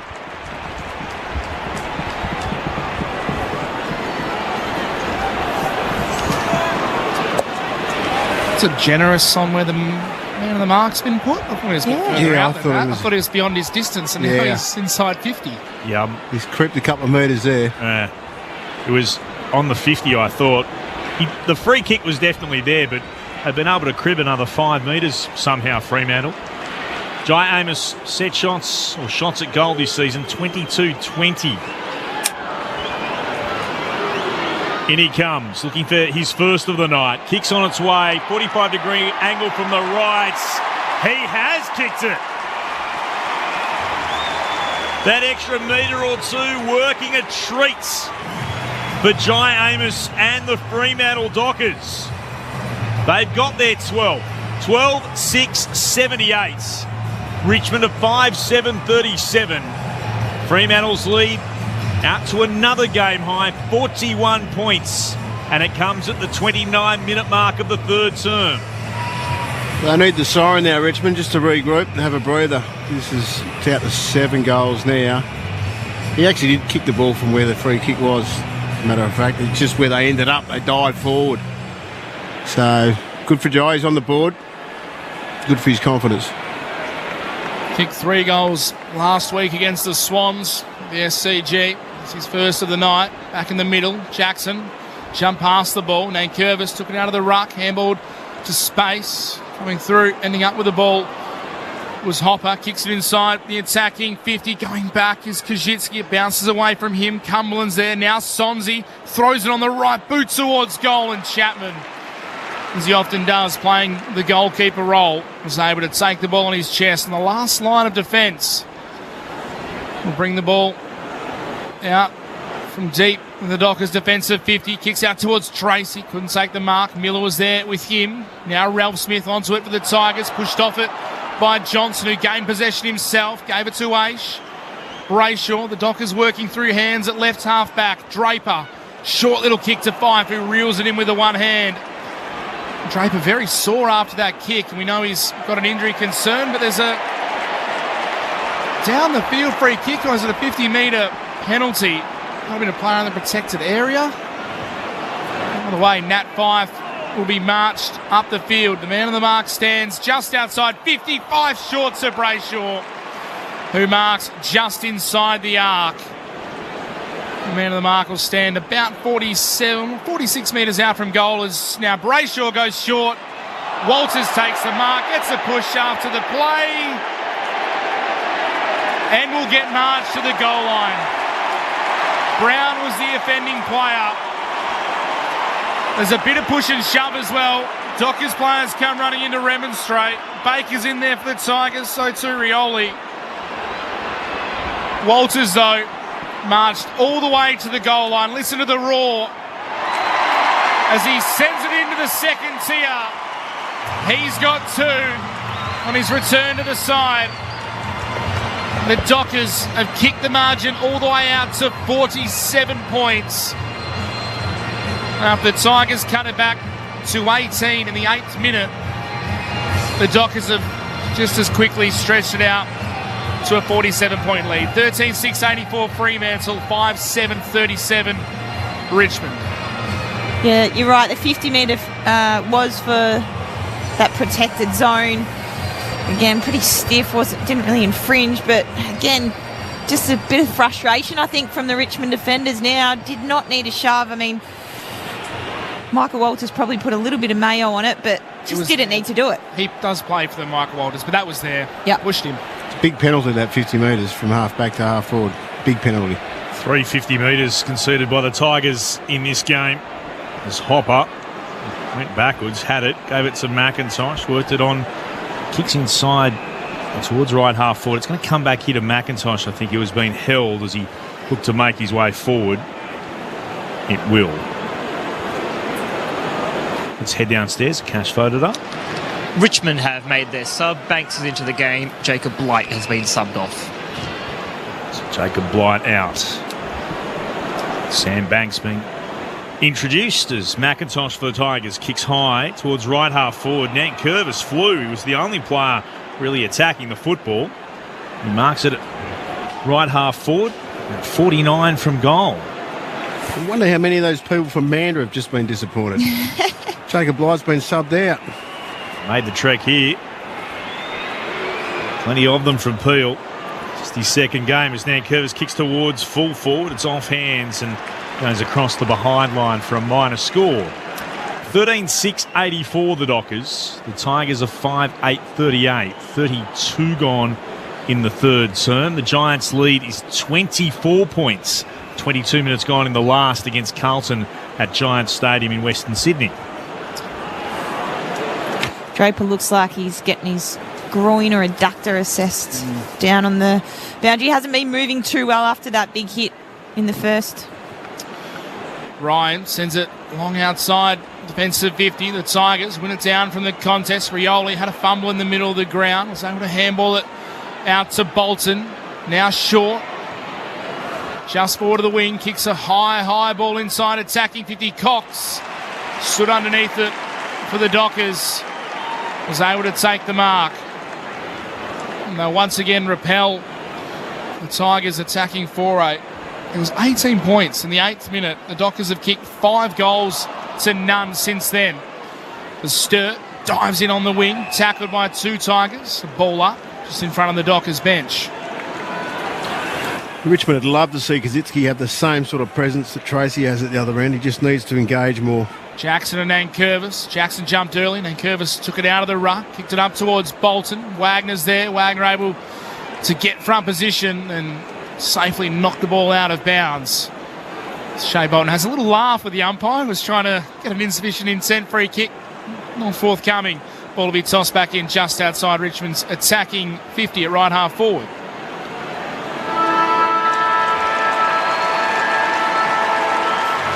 Fremantle kicks 5 unanswered goals to head into three-quarter time. Well in control. 46 points, the Dockers over the Tigers. 13-6-84 to 5-8-38. The goal kickers for Fremantle. Tracy has 5. Walters has 2. The sub coming on in that term and having an immediate impact. Singles to Chapman, to Brayshaw, to Amos, Young, Frederick and Switkowski. While for the Tigers, Bolton's got 4, Nankervis with 1. 13-6-84 to 5-8-38. Fremantle over Richmond. The Giants' lead has been cut to 12 points. 24 minutes gone in the final term at Giants Stadium. They're 18-8-116 to Carlton's 16-8-104. Remember, the Blues led by 33 points at quarter time, and then the Giants got out to, at one stage, led by about 33 points. So that game is still in the balance in what is absolutely seesawing contest. Earlier today, Geelong by 51 over the Hawks, Port Adelaide by 48 over the Western Bulldogs, and North Melbourne by 4 over Gold Coast. There's a quarter to come here at Perth Stadium. Fremantle's lead is 46 points on 720 ABC Perth, ABC WA, Sport Digital, and streaming on the ABC Listen app. Look for the AFL Extra button. This is Saturday Night Footy on ABC Sport. If you love country music, you'll love ABC Country. You get a fast car. It's Australia's home of country music. The music you grew up with. You'll be the captain. All the latest country hits. I ain't proud of all the punches that I've thrown. And emerging artists. Because, baby, we've been up 24 hours commercial free.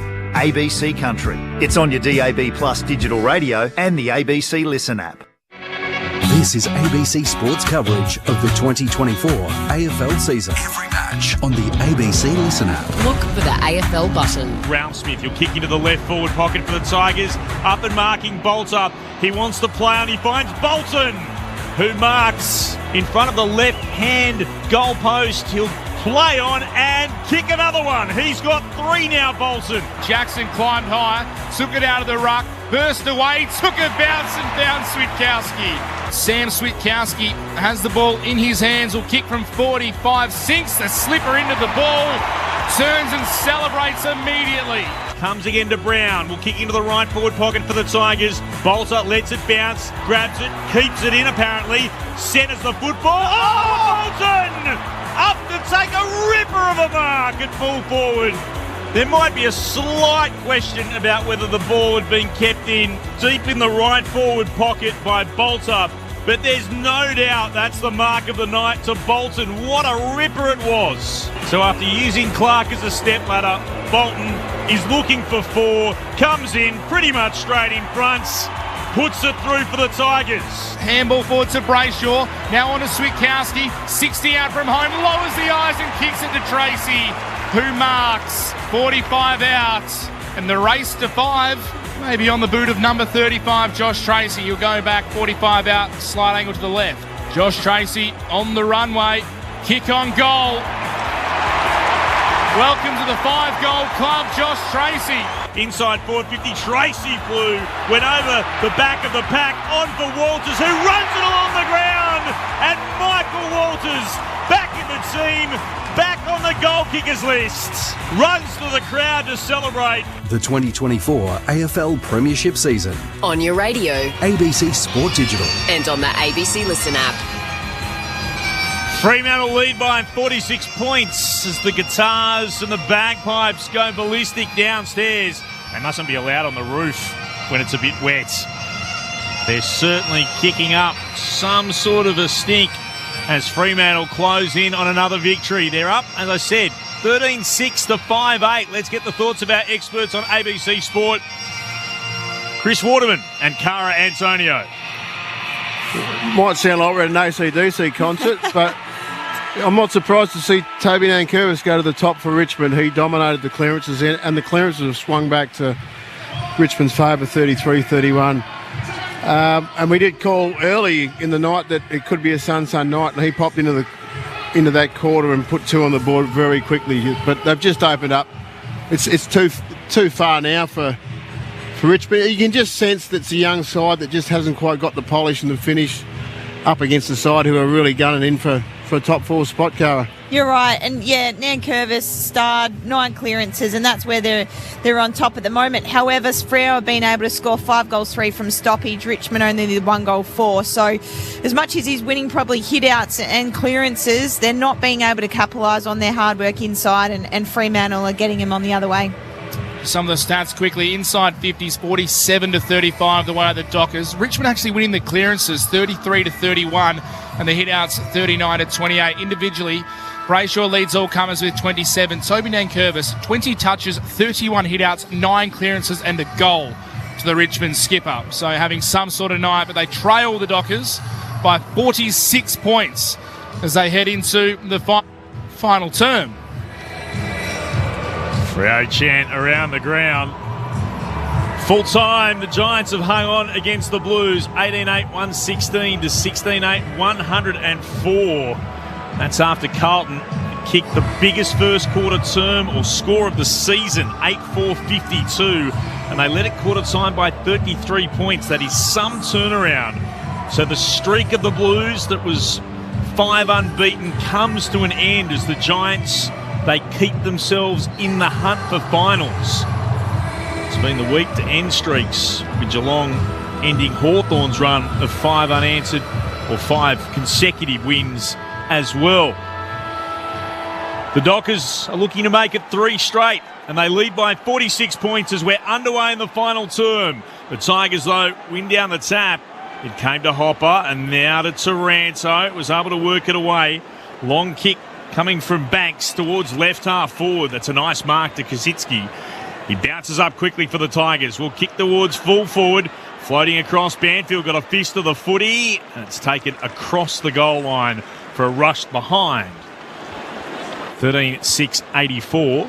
Plays 5-9-39. Freo by 45 points. With Draper off at the moment getting assessed, Banfield's having to play back, and a bit of a shuffle around on matchups down there for Freo.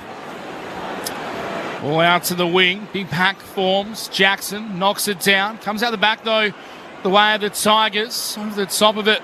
And able to take clean possession was Rioli. Then diving into Switkowski is taken to ground. Just on the edge of the AFL logo. His ball's tossed back up in the air. Nankervis again taps out into space. This time, though, Brayshaw is the first player onto it. Was dispossessed. Ended up with Hopper. Now to Graham for the Tigers. Forward handball to Taranto. Snap inside the forward 50. Going back was Banfield. Kosicki did well. Knocked it to ground. Ball bobbling around inside the Tigers. Attacking 50. Ralph Smith. He tries to crash through, but he was taken by 2 Dockers. One of them being his opposite number in Ryan. Ball up. 40 metres out from the Tigers' goal. Nankervis tapped it to his advantage. Taranto, though, almost stole it from his teammate. Managed to get out to Graham. Was knocked away from him. Wagner for the Dockers. Kicks it out to the wing. Amos under the high ball. Takes a strong chest mark opposed to Broad. Now goes short up the wing to Johnson. wearing the bright blue boots, has the ball right below our commentary position and will be patient with the ball.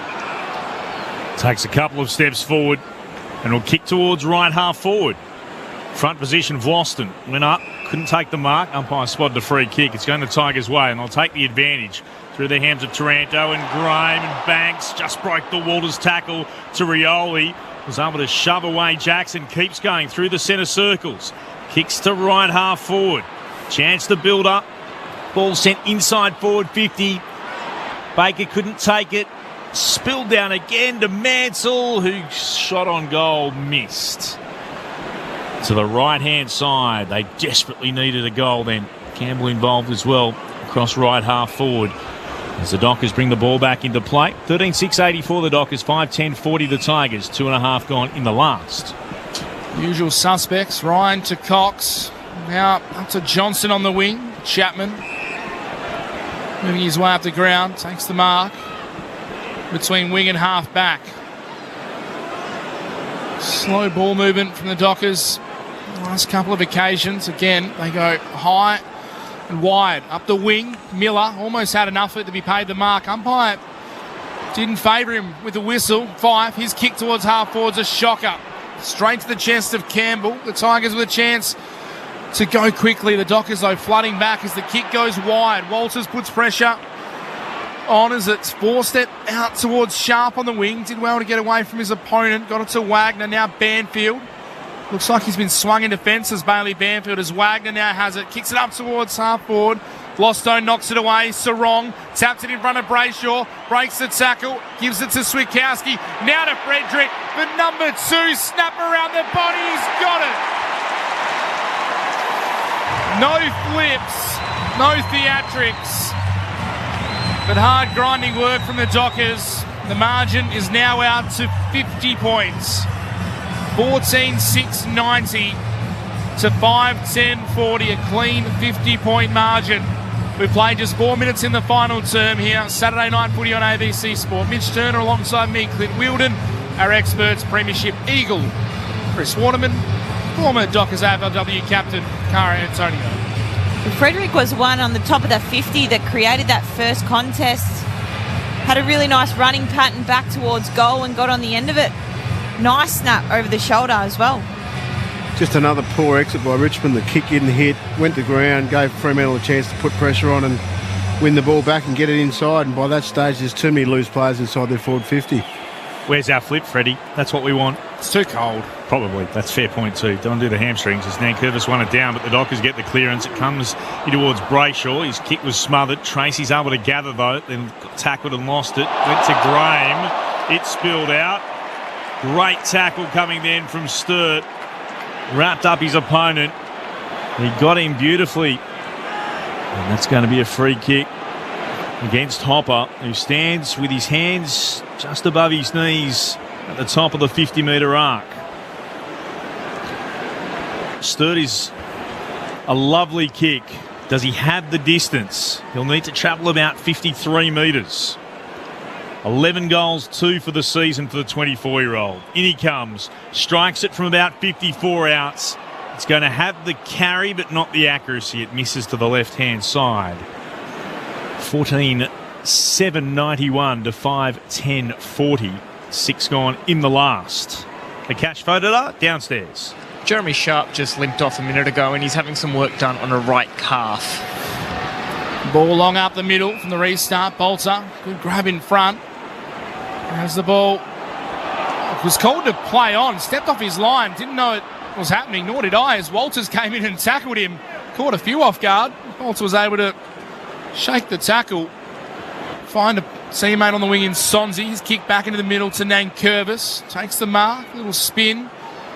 Kick to the broadcast side of the ground. Running through the wing is Broad. Straightens himself up. Kicks it inside the attacking 50. Flying from the side was Chapman. Couldn't take the mark. Clark went without it. Ryan on hands and knees for the Dockers. Loses possession. Now dives on top of his opponent there in Campbell. So the ball will be tossed up. 15 metres out. from the Richmond goal. And Curvis taps it down into the path of its teammate. Couldn't take possession. Brayshaw socks it off the ground, going back with courage. Sturt was collected. It fell to Rioli. Shook the tackle initially from Tracy, then was taken to ground. Ends up with Sorrento outside 50. His kick was straight to Josh Tracy. Takes on the contact, taken to ground. And it wasn't pretty, but the Dockers get the ball outside attacking 50. And the ball will be balled up 60 metres out from the Richmond goal. Rachel's had it 30 times. Taranto, the top Tiger, in possessions with 23. The Sturt looks to take it away. It's held to him immediately by Nan Curvis. And Sonsi got him as well. Ball thrown up again at left half back for the Dockers. Nan Curvis took clean possession. Got a hand pass back to Sonsi from right half forward. He kicks inside forward 50. Coming out the meet at Ryan. Ricocheted off his shins. Spilled there for 5. Hand pass to Johnson. On a bit of a run, then hand passes for Jackson to run onto it. Sat up perfectly for him. He got towards the logo on the southern wing. By foot, he moved it on to Tracy, then to Sarong, who kicks inside forward 50. Walters stretching at the top of the goal square. Can't drag it in. The Tigers can rebound. Banks showed a little bit of a candy. Left half back and then moved it on towards Vlosten, who kicks and then turns it over. He wanted Ralph Smith. Cox got in the way, took the mark, moved it to O'Meara. Foot pass comes to Sarong, and Sarong from about 48 metres out decides to have a go. It's swung late to the right. A minor score to Fremantle. 14-8-92. It's a 5-10-40. Freo's leaders 52 points, 8.5 gone in the last. Tigers bring the ball back in to play pretty quickly. Taranto has it at right half back. Sturt mans the mark. Taranto goes a bit of a trot, kicks it up the wing. Jumping up was Campbell, couldn't take the mark. Fell back to the Tigers though. Hopper, short kick was knocked down. Campbell had to go back in and get it. Was tackled by Brayshaw. Driven into the turf on the sponsors logo on the outer side of the ground. Brayshaw with 7 or 8 tackles now to go these 30 touches. Ball tossed up. Neither ruck really got a hand to it. Able to grab it was Sonsi, immediately tackled. So once again, tossed up by the umpire. Nankervis took it out of the ruck, gave it to Hopper. Now Rioli tried to handball over the top of Frederick, got a fingertip on it. 5 was able to gather, give it to Brayshaw. Now to Tracy, 50 from home, lowers the eyes. Sturt can't take the mark. Cleaned up in the back line by Banks, gives it now to Short, shares it with Broad. Short little kick. Finds a teammate in McAuliffe who plays on. No, the umpire said he hadn't quite gone off the mark yet as Amos came towards him. And he'll win a 50-metre penalty. Be marched to the other side of the centre square. And now sends it inside the forward 50. Going back, Mansell stole it from the lead of Bolton, who was coming at the ball. It'll end up with a Tigers set shot. Bolton was on the lead. Mansell dangerously coming back, and Bolton did the right thing. He cleared out and allowed Mansell to take the marks. He'll go back for the set shot. I think that was that first one was Jai came too late to man the mark, came into that protected zone, hence the 50. Bit harsh. Right behind the kick of Ryan Mansell. Looks pretty good off the boot. It is very good. So the Tigers get their first goal since the 8-minute mark of the third term. As we welcome in our listeners from Victoria, Tasmania, South Australia, the Northern Territory and Sydney, and also Canberra News Radio. If you're just joining us from there, the Tigers have just kicked a goal. They've moved to 6-10-46. However, they trail the Dockers 14-8-92. It's a 46-point margin, 11 minutes played in the third term here at Perth Stadium. The Tigers kicked the opening 2 goals of the game. The Dockers proceeded to kick the next 6. And since then, it's been mainly Fremantle as they have a lead now of 46 points. Mitch Turner here alongside Clint Wilden, the box, our experts, Chris Waterman and Cara Antonio. Ball's thrown aloft in the centre. Nankervis takes clean possession against Jackson, kicks high up into the air, very high towards left half forward. Mantle slides out, can't mark. Sharp is okay, he's back on the ground after some treatment, moves it on to Brayshaw, kicks to Jackson, had some space at right half forward, sends the Dockers into the right forward pocket, the ball spinning away from Amos. He's able to drag it in one-handed, and he has it about 2 metres from the boundary and about 40 from goal. Bit of a hack kick, wasn't it? I don't know if Jackson meant to pop the ball there, but a nice kind of grab, one-handed grab by Amos. Tap and brought it into his chest. Another tough angle. Jai Amos with 1 goal tonight. Boots cross the boundary. Should suit him as a left footer, but he's gone very narrow. In fact, it's out of bounds on the full to the right-hand side. No change to that score. By the way, Josh Tracy is a career-high 5 goals for the Dockers tonight. Bolton's got 4, equal career-high for Richmond. The story probably going forward is the concussion suffered by Sean Darcy. He's been subbed out of the game, so he will not be available for Fremantle next week in Launceston against Hawthorn. The Tigers, in the meantime, bring the ball down from defence, but not very far as Miller has it in the left back pocket, kicks off a step. It's a wobbler, high ball up to the wing, goes over the top of everybody. Aish leads the race back for the Dockers, gives it to Sharp, little chip over the top to no one in particular. Hopper was the first there for the Tigers, gave it to McAuliffe. Now Sonzi, his one-step kick goes high as well. Kajitsky underneath it. Chapman did well to get a fist in. Ryan came through for the Dockers, couldn't take possession. Cumberland could for the Tigers.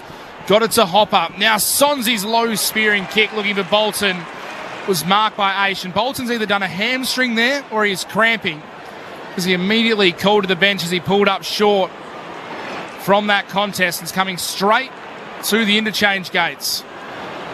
As the Dockers go into the middle, Young has it. Across to Clark. Handballs to the run of Banfield. Kicks it up towards half forward. Walters found a bit of space, dropped the uncontested mark. Poor from Walters by his standards. Did manage to lay a tackle though. Brown comes in and tried to clean it up. But the initial tackle by Walters, although he dropped the mark, he dispossessed his opponent in, might be Campbell down there, was it? I'll try and get a look from the far pocket. It was holding the ball. McCall if it was. So Walters has 2 goals already on his return. Tucked up on the boundary line, left forward pocket, tough kick, it goes to the goal line, off hands, doesn't go through. Amos snaps, smothered, ball bobbling around top of the goal square for the Dockers. Graham dribbling kick outside defensive 50, and the Tigers have possession. Able to mop it up at left half back. And a kick down the commentary wing. Nicely done from Graham, the rebound 50, but then it's turned over again. And Chapman has it at right half forward. It's told to move it on. Thought about sending it inboard. Instead, will kick into the right forward pocket for the Dockers. Front position, Tracy, offhand, spills down to Vlosten. Runs straight into Switkowski. He's been tackled. It'll be a ball up. Still inside Freo's forward 50. 14-8 to 6-10. The Dockers lead over the Tigers. Both rucks have a tap. It came down. Ralph Smith was able to get the kick away, originally being given to him on the way through by McAuliffe. The Dockers pick it up once more. Sent back towards full forward by Chapman, and Amos has marked it right full forward. It's a 45-degree angle from the right. Beg your pardon. Tracy was the player who sent the ball inside forward 50. And it will be Amos with an opportunity to have a shot at goal. 45-degree angle to the right. He'll be kicking from no more than 20 out. The numbers aren't huge for Jai tonight, but this is his 4th shot on goal. So it could be a totally different story. Third time lucky Johnson. We'll get it there eventually. Amos in the meantime. Stop looking at other things, Clint. Comes in. Amos in, and he's hit the left-hand goalpost. He's missed, and that was disappointing for Jai, who's normally able to put those sorts of shots through. Minor score, 14-10-93 to Richmond 6-10-46, 16 gone in the last. Brown brings the ball out of defence. The Tigers, only a good user on this occasion, managed to find Graham. Had the run of Losto. That's a wobbling kick up the wing. Goes over the top of everyone in the pack. Leading the way back inside defensive 50 is Chapman. Did well. Wrong-footed Cumberland beautifully. And was able to get the ball to a teammate, and Ryan. Big release kick to the wing. Tracy has it. The big fella takes a bounce as he runs down the broadcast side. Kicks it over the top of Amos, the outstretched arms. He can't get it. He had Sturt over the top all alone in the forward 50 if he could take possession, and just went over his head. A cash floated up downstairs on the boundary. Yeah, Shea Bolton looks okay. He's just coming back onto the ground now. And meanwhile, confirmation from Fremantle that Josh Draper has a corked groin and his night is over. Corked groin sounds very, very uncomfortable, as the shallow throw-in was taken by Bolter in the ruck. He was taken high, so the Tigers will win the free kick just beyond left half back. They trail by 47 points, 17 and a half gone in the final term. Not one I've heard before, a cork groin, to be honest. Jackson was able to gather, had it at right half back, gave it to Aish. Hand pass was straight into traffic. Baker will emerge with it. Was able to work it out to Sonsi. Will kick inside forward 50. Bolton out and marks. Deep in the left forward pocket for the Tigers. Can he kick a career-high 5 goals? Josh Tracy was able to bring up that career milestone earlier tonight.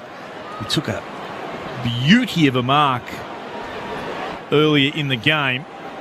Was able to convert that. This is a much tougher kick, though. He'll start from beyond the boundary. 52 out from goal. Tighter than a 45-degree angle to the left. Bolton trots in from 47. It's left. It's missing. It didn't even sneak in for a behind. No change to that scoreboard. The Dockers with the free kick at right full back, and their lead remains 47 points, 19 gone in the last. He's had 2 cracks at the 5th goal, Shea Bolton, and that one didn't manage to score anything. As the kick goes up to the wing, Jackson for the Dockers stood tall, shouldering the ruck load in this second half. Sean Darcy didn't emerge from the Dockers rooms after half-time with that concussion. Of course, we'll rule him out for next week's clash with the Hawks in Tassie. The Dockers switch the play out to the far side. Banfield has it, kicks it up towards the lead of Tracy, knocked away by Ben Miller. Cash voted out downstairs. Well, just as it goes up on the big screen, the crowd figure 42,690. Not bad considering how cold and wet it is down here. It is cold and wet here in Perth tonight. We would have got a few more thousand fans at least here if it was a bit nicer, as Bolter put a big don't argue on Clark. Got it to Mansell. Now the run of Short. Trying to run through the centre square. Had to zig and zag and go wide. Out to a teammate in Banks, who turns around, finds a short target on the wing in McAuliffe, who kicks up towards Baker. Baker's able to mark. Looks to play on. He'll move it inside forward 50. Kazitsky got rid of one, and then almost a terrific mark. Not quite able to claim it out of all of that was Campbell. The Dockers look to move it to Young. Comes to Fife at left half back. Rain starts again. Down to Banfield for the Dockers. To Clark. By hand across half back to Sarong. The hand pass bounces it way to Aish. Hands it on again. It's now with Clark, and he'll kick it out towards the commentary wing. Switkowski moves it on quickly to right half forward. This is Walters. Spins around, puts it inside forward 50. They wanted Sturt. Brown spoils it down though. It came to O'Meara. Back to Sturt. Hand pass to O'Meara. O'Meara has a go at goal and he kicks it. He thought about giving it on to Tracy, and Tracy just pointed at the big sticks and said, no, Jager, that's where you're going. 15-9-99 the Dockers. Their lead is 53 points. 6-10-46 the Tigers. And Jager O'Meara puts his name on the list of goal kickers this evening at the 21-minute mark of the last. Well, it just became a bit too easy in the end. We were down in the last 3 or 4 minutes of the game, but I am surprised. It's ticked over 50, but I am surprised it's only that. They've really started dominating the game, Fremantle, but good for Jager. He's been thereabouts all night tonight, so to hit the scoreboard's good. They were a bit like witches' hats. Yeah, they were. Yeah. The Richmond defenders, they've run out of gas. They have. No, Freo were able to pierce their way through quite easily. 15 goals, 9. An accurate night as well. Live ladder looks good. Live ladder looks very good for the Dockers as the ball's coming back out of the middle. Fife trying to tap it to Sharp. It was stolen by Ralph Smith. Given to Cumberland. His kick straight to Aish though for the Dockers. Gave it to Clark. Now Ryan retreats all the way back to his defensive goal square to Wagner. Goes wide to Brennan Cox. Goes back to Wagner. Cox has made a pretty successful return so far tonight from that hamstring injury suffered in round 1. Had surgery and to come back through the waffle. And has the ball now just inside defensive 50 at left half back. Goes wide to Banfield. The Dockers just chipping the ball around. Banfield's kick, a dangerous one to true centre half back. Clark takes the mark. Has the run in Ryan, who kicks out wide towards Sharp. Just getting a touch on it though, Cumberland. And that allows a teammate in Ralph Smith to pick it up for the Tigers. Handed it off to Mansell, and he stabs the ball into the chest of Bolton. Reels around from 50 out. Gets a kick towards goal. It's out to the right-hand side. It's missing through for a minor score. 6-11-47. The Tigers. The Dockers 15-9-99. 23 gone in the last. Live ladder looking good for Fremantle back into third. Not so good for Richmond, who are last, as we said at the top of the broadcast, for the first time since round 13 2010. Some 5,117 days ago. The Dockers go streaming through the middle of the ground through Wagner. Kicks it up towards half forward. Was looking for Young. The Tigers worried them out of it though.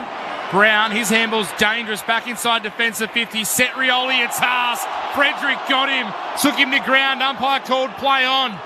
The rain is falling. It's slippery underfoot. Benefit of the doubt to Daniel Rioli, who was slipping and sliding all over the place and had Frederick for company. It'll be tossed up. 55 out. The Dockers goal. Nankervis just punches it out towards space. Fife, though, was able to gather for the Dockers. Got it to Brayshaw as he goes to kick. He's pushed and the ball goes out of bounds. The umpire says, no, the push was illegal. So it'll be Brayshaw's free kick, 55 out. Quickly a catch for Fodadar downstairs. Yeah, Mitch, I can confirm this is definitely the heaviest the rain has been all night. So the Dockers have a 52-point lead as Brayshaw sends it inside the forward 50 over the back. Lands in the hands of Young. Easy as you like. He snaps it through for his second. After being criticised for not having a goal-kicking midfield, Hayden Young's been one of those players to step up. He's got 2 goals tonight. Takes his season tally to 10. The Dockers now bring up the ton. The 4th time this season, they are 16-9-105. The Tigers are 6-11-47. And if that 54-point margin back in their last meeting in round 8 it was ugly, then well, this is worse. This is 58 points the way of the Dockers. He's had a really good night, Hayden Young. He's been a little bit quiet recent, but he was huge for Fremantle setting this win up in the first half. 10 score involvements and 2 from Young. Handy little percentage boost for them as well, Fremantle, from 111.3. It'll climb to, at the moment, 115.8. And they'll win the centre clearance as well. Fife kicks into the right forward pocket. Amos will get there. His opponent lost his footing. He'll pop it over the top. Wanted O'Meara. Miller instead gets there first and thumps it double-fisted over the boundary line for a throw-in. Got to learn to be better than that, Jai. He's a full forward. You don't go short. We saw this unselfishness earlier on with Josh Tracy passing one off, and he should have really gone for goal. I know they talk about not going for stats with their coach, but when you're in a position like that as a forward, have the shot. Thrown back in. Tigers look to emerge it through Taranto. Got tackled. It came to Baker. Stepped away from Brayshaw. Kicks into the right back pocket to Miller. He'll send it to Mansell, who marks just shy of the logo. Southern wing for Richmond. Has Bolton over the back kick, got it to him as well. Took the mark under pressure. Now, Luke Ryan stands just beyond the paints of 50. Bolton rolls, kicks towards goal. It's not going to make the distance. Aish can't knock it through. It falls to Johnson for the Dockers. Panicking, steps through under pressure. The umpire says it's okay.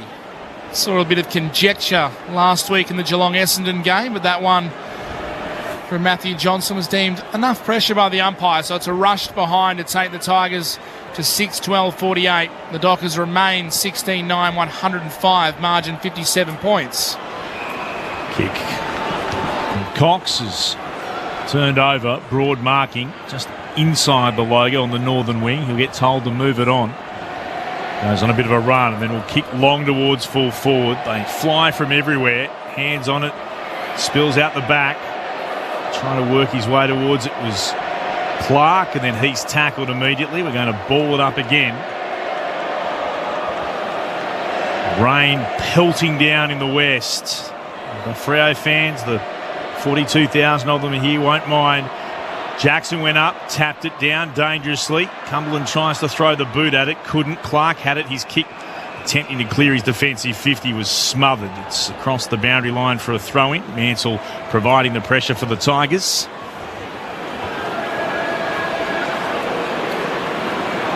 Ought to be spun back in. Flip it left full forward for Richmond. Jackson front position, palmed it down. Hopper got to it, hand pass into traffic. Baker gathered, spun, got tackled, got a hand pass back to Taranto. He'll snap a goal. It's only about the margin.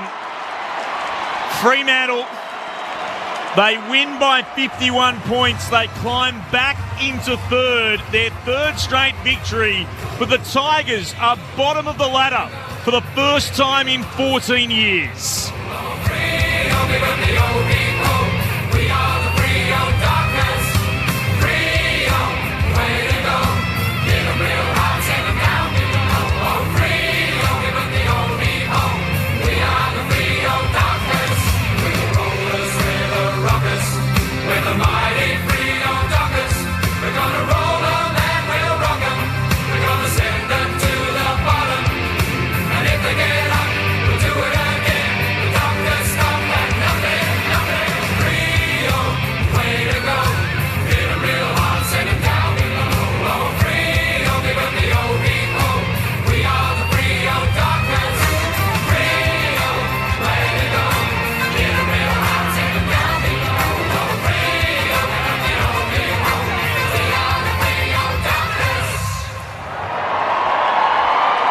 We wondered if Fremantle would be able to back up their big victory over the ladder leaders Sydney against the Tigers in the West. They've done that, and they've done it in some scoreboard style. 16-9, 105. Richmond 7-12-54. The goal kickers for the Dockers, Josh Tracy with a career-high 5. 2 to Frederick, 2 to Young, 2 to Walters, who came on as the sub, and singles to O'Meara, Chapman, Brayshaw, Amos and Switkowski. While for Richmond, Bolton kicked 4, singles to Nankervis, Mansell, and right on the siren to Tim Taranto. Freo by 15 points at quarter time, by 24 at the main break, and then they kicked 5 unanswered goals to go into three-quarter time. 46 points in front. They finished up with a 51-point win. The only concern, concussion suffered by their big ruck in Sean Darcy. He will miss next week on that against Hawthorn, while Richmond now have to go back home to the MCG and face the Giants, who bounced back with a win earlier tonight against the Blues. But the Dockers, they did what they had to do. 3 straight wins for them, and they're now just half a game behind the Blues, who occupy second spots with a bit of a percentage booster as well. Fremantle back up into third. What did you make of it? Dual premiership player Chris Waterman All-Australian and former AFLW Dockers captain Cara Antonio. Sum up Saturday night footy for us on ABC Sport in the West. Well, it was convincing in the end. It was a hard watch, to be honest, all night. Richmond lingered for the most part, but when you go back through the game, they just didn't have enough forward power. Kosicki doesn't impose himself enough on the game. Cumberland had a night to forget.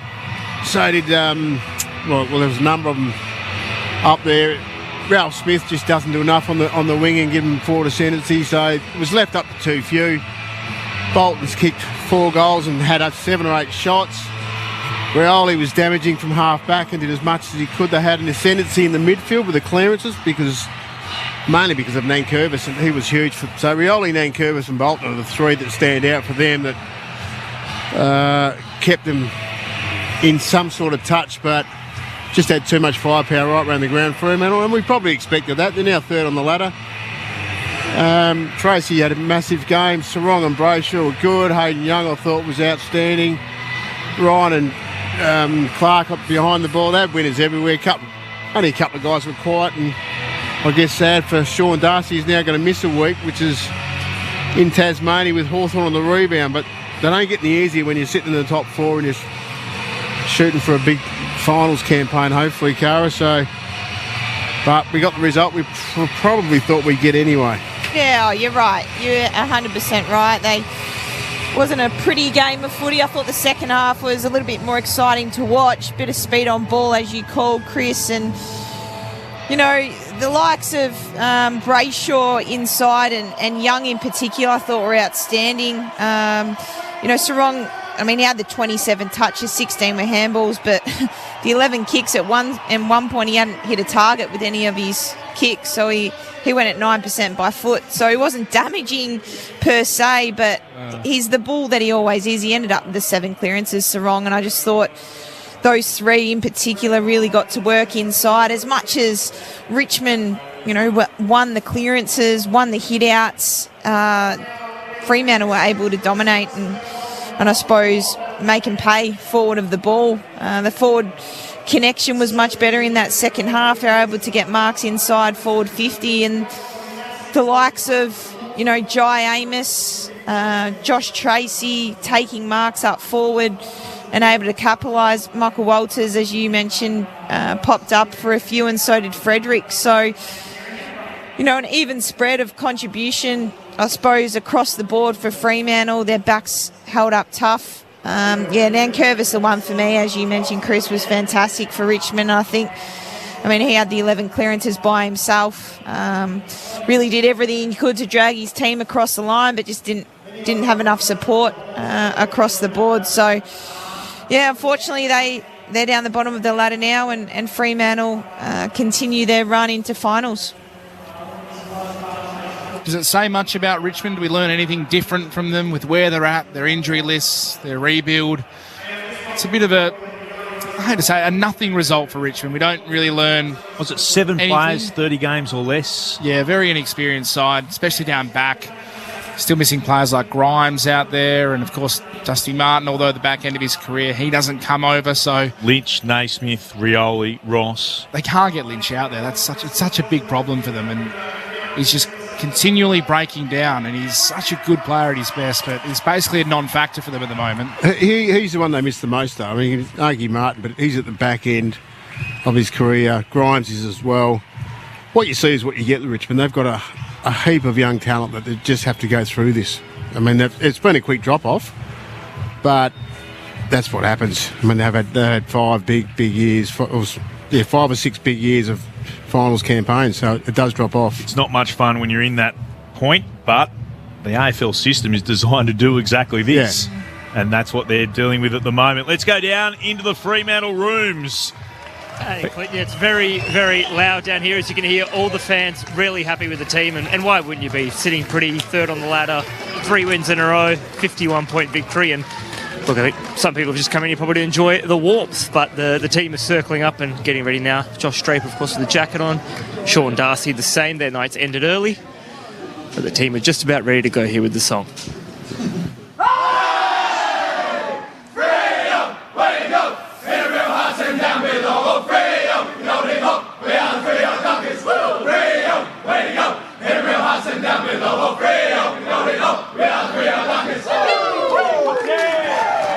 Pretty happy group down here. Should have a player to join us very shortly. Good on you, Akash. Akash Fotodar down in the Dockers rooms. Saw on the podcast that they put out, Dockers were thinking about should they bring in the Where the Rollers, Where the Rockers, that the women's team. Do? Yeah, the women's team put that in. It's a slightly longer club song if they do. There are the times where the short song's great. It was great in Sydney last week. We had to get to the next game, and I said, I think we can get the full song, and it goes about 13 seconds. That's exactly it was terrific. Right. It's not as long as the North Melbourne song, I'll say that much, which is a great song. No, it's a great song. They heard it today. But you can write an essay while it's being sung. Fremantle, 42 points. They sit in third on the ladder. The Tigers in 18th. As I mentioned before, for the first time since round 13, 2010, 14 years ago. It's been a long time since Richmond had found themselves in that position. 16-9, 105, 7-12, 54. Before we head down into the Dockers rooms, we touch very briefly on the Tigers. We'd love to get your thoughts as well. 0437 774 774. George in Melville said, enjoyed the call. Come on the Dockers. Thank you, George. And Mitch, you're spot on about the person at Richmond Football Club who thought white numbers on the back of a yellow Guernsey was a good idea. Exile them to the Gold Coast with Dimmer, I say. That's from the Tarralgon Tiger. Just quickly, one from Sir Swamp Thing on social media, who's very good with the stats. To follow on from what you're saying about being on the bottom of the ladder, they finished in 18th spot for the first time with all 18 clubs, that is. So now all 18 current clubs have now had at least one round in all spots from 1 to 18. Oh, wow. So all 18 clubs have been from 1 to 18 at some point at the end of a round since, what was it, 2011 was the Gold Coast first year, 2012 the Giants first year. So hence the 2010 Richmond. That was the last time, but there was only 16 teams. But that's quite an incredible stat. He's good. That is Love good. to see his system. It'd be complicated, convoluted, and brilliant. Oh, that is a good stat. Thank you, Sir Swamp, for putting that out there. 0437 774 774. If you're a Dockers fan, how relieved are you? Because with all due respect to the football club, I know plenty of their fans have gone through the highs and the lows of a big, big win followed up by a disappointing loss. And I use this term advisory with some advice. It was potentially a Dockery type game where they've let this one slip. And after the first two goals went the way of the Tigers, it went very quiet at Perth Stadium, and you could almost see supporters turning around and looking at each other in their seats about, oh no, it couldn't happen, could it? They got it done, Cara. That's what they absolutely had to do, Fremantle, and they did it. I know it wasn't the prettiest game. I agree with what Chris had to say, but they got the result. They got enough to actually make them think they actually could contend at some stage later in this season. Maybe we have to lock them in as opposed to thinking finals would be a good result. Maybe we should expect more from this Fremantle team. Yeah, you're right. Again, they came here with a clear purpose to back up their fantastic performance last week against the Swans. And, yeah, there probably would have been a few nervous fans sitting in the stands after the first couple went through for the Tigers. But, look, they grinded the win out. It wasn't pretty, but they got the job done. They'll take a lot from it, no doubt about that. Bit of confidence as well. Some things that they will review during the week ahead of travelling down to Tassie against the Hawks. But just looking at the last kind of, 6 games that they've got, the next 3 are all teams outside of the 8. And then the last 3, all teams within the 8. So they'll be tested. That they should win those first 3 against the Hawks, Melbourne, and back here for the Eagles. Yep. And then the ones that will test them, no doubt, Essendon, Geelong, and then the Giants to round it off. So Port at the end, who, if anything, what today's performance was, they demolished the Dogs today. They did not fire a shot. So that'll be a tough game as well. That could loom as a very important match. 100%. If they click Port Adelaide, they as it sits on the ladder, they sit inside the top 8. They sit in 5th as the live ladder sits. So they do have a tough run home, the Dockers. Yep. Did you just say lock them in? No, absolutely not. No, not at all. I was saying I think they can play finals. I think they can play finals. I think this has shown that they should. Can we expect more of them, though? Like, that's the question that I think for too often Fremantle has been a case of, well, making finals and everyone gets excited and isn't that lovely? But Fremantle can put themselves in a position here where they are in 3rd spot So it is there to lose, and I know that maybe people will be a bit negative about this. Hawthorn in Launceston's going to be tough. The Hawks just don't tend to lose there. But Melbourne in Perth is a winnable game. West Coast, after what happened earlier this season, Fremantle, I reckon, will come out and they will smack West Coast. They should. Home game. It's a home Freo game. West Coast have got some challenges. I just think Freo they will not allow them to happen what happened last time in the Derby. And if you don't live on this side of the country, trust me on that. Essendon are going to be tough at the MCG, but Geelong here in Perth, Geelong can be up and down. That's a winnable game. GWS, I know they won today, but that's a winnable game as well. And Port in Perth, Port across the season would be a winnable game.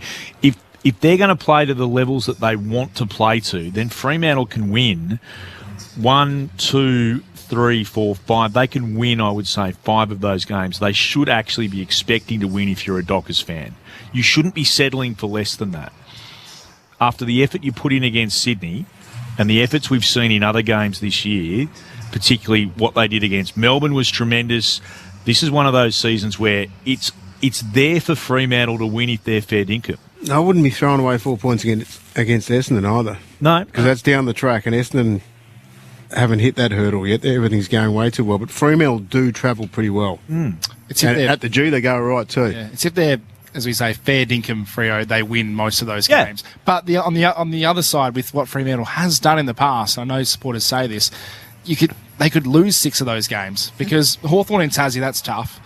Melbourne, you never know what Melbourne you're going to get. The Eagles in the Derby, they should be able to take care of. But then you got, as you said, Essendon, who have played good footy, Geelong, who have won their past 2 games, and then all of a sudden GWS and Port Adelaide, who 2 more sides that can show up out of nowhere. I heard Alex Pearce on our breakfast program in Perth talk about, at the start of the year, they spoke about being a premiership side. Yeah. Belief in being a premiership side. If they're fair dinkum, I don't think they're a premiership side this year, but if they're fair dinkum about thinking like that, then they need to look at what is to come for the rest of the season. They win 5 or 6. Absolutely. Yep. And they're good enough to do it. Let's head downstairs, a cash photo. Thanks, Clint. Got the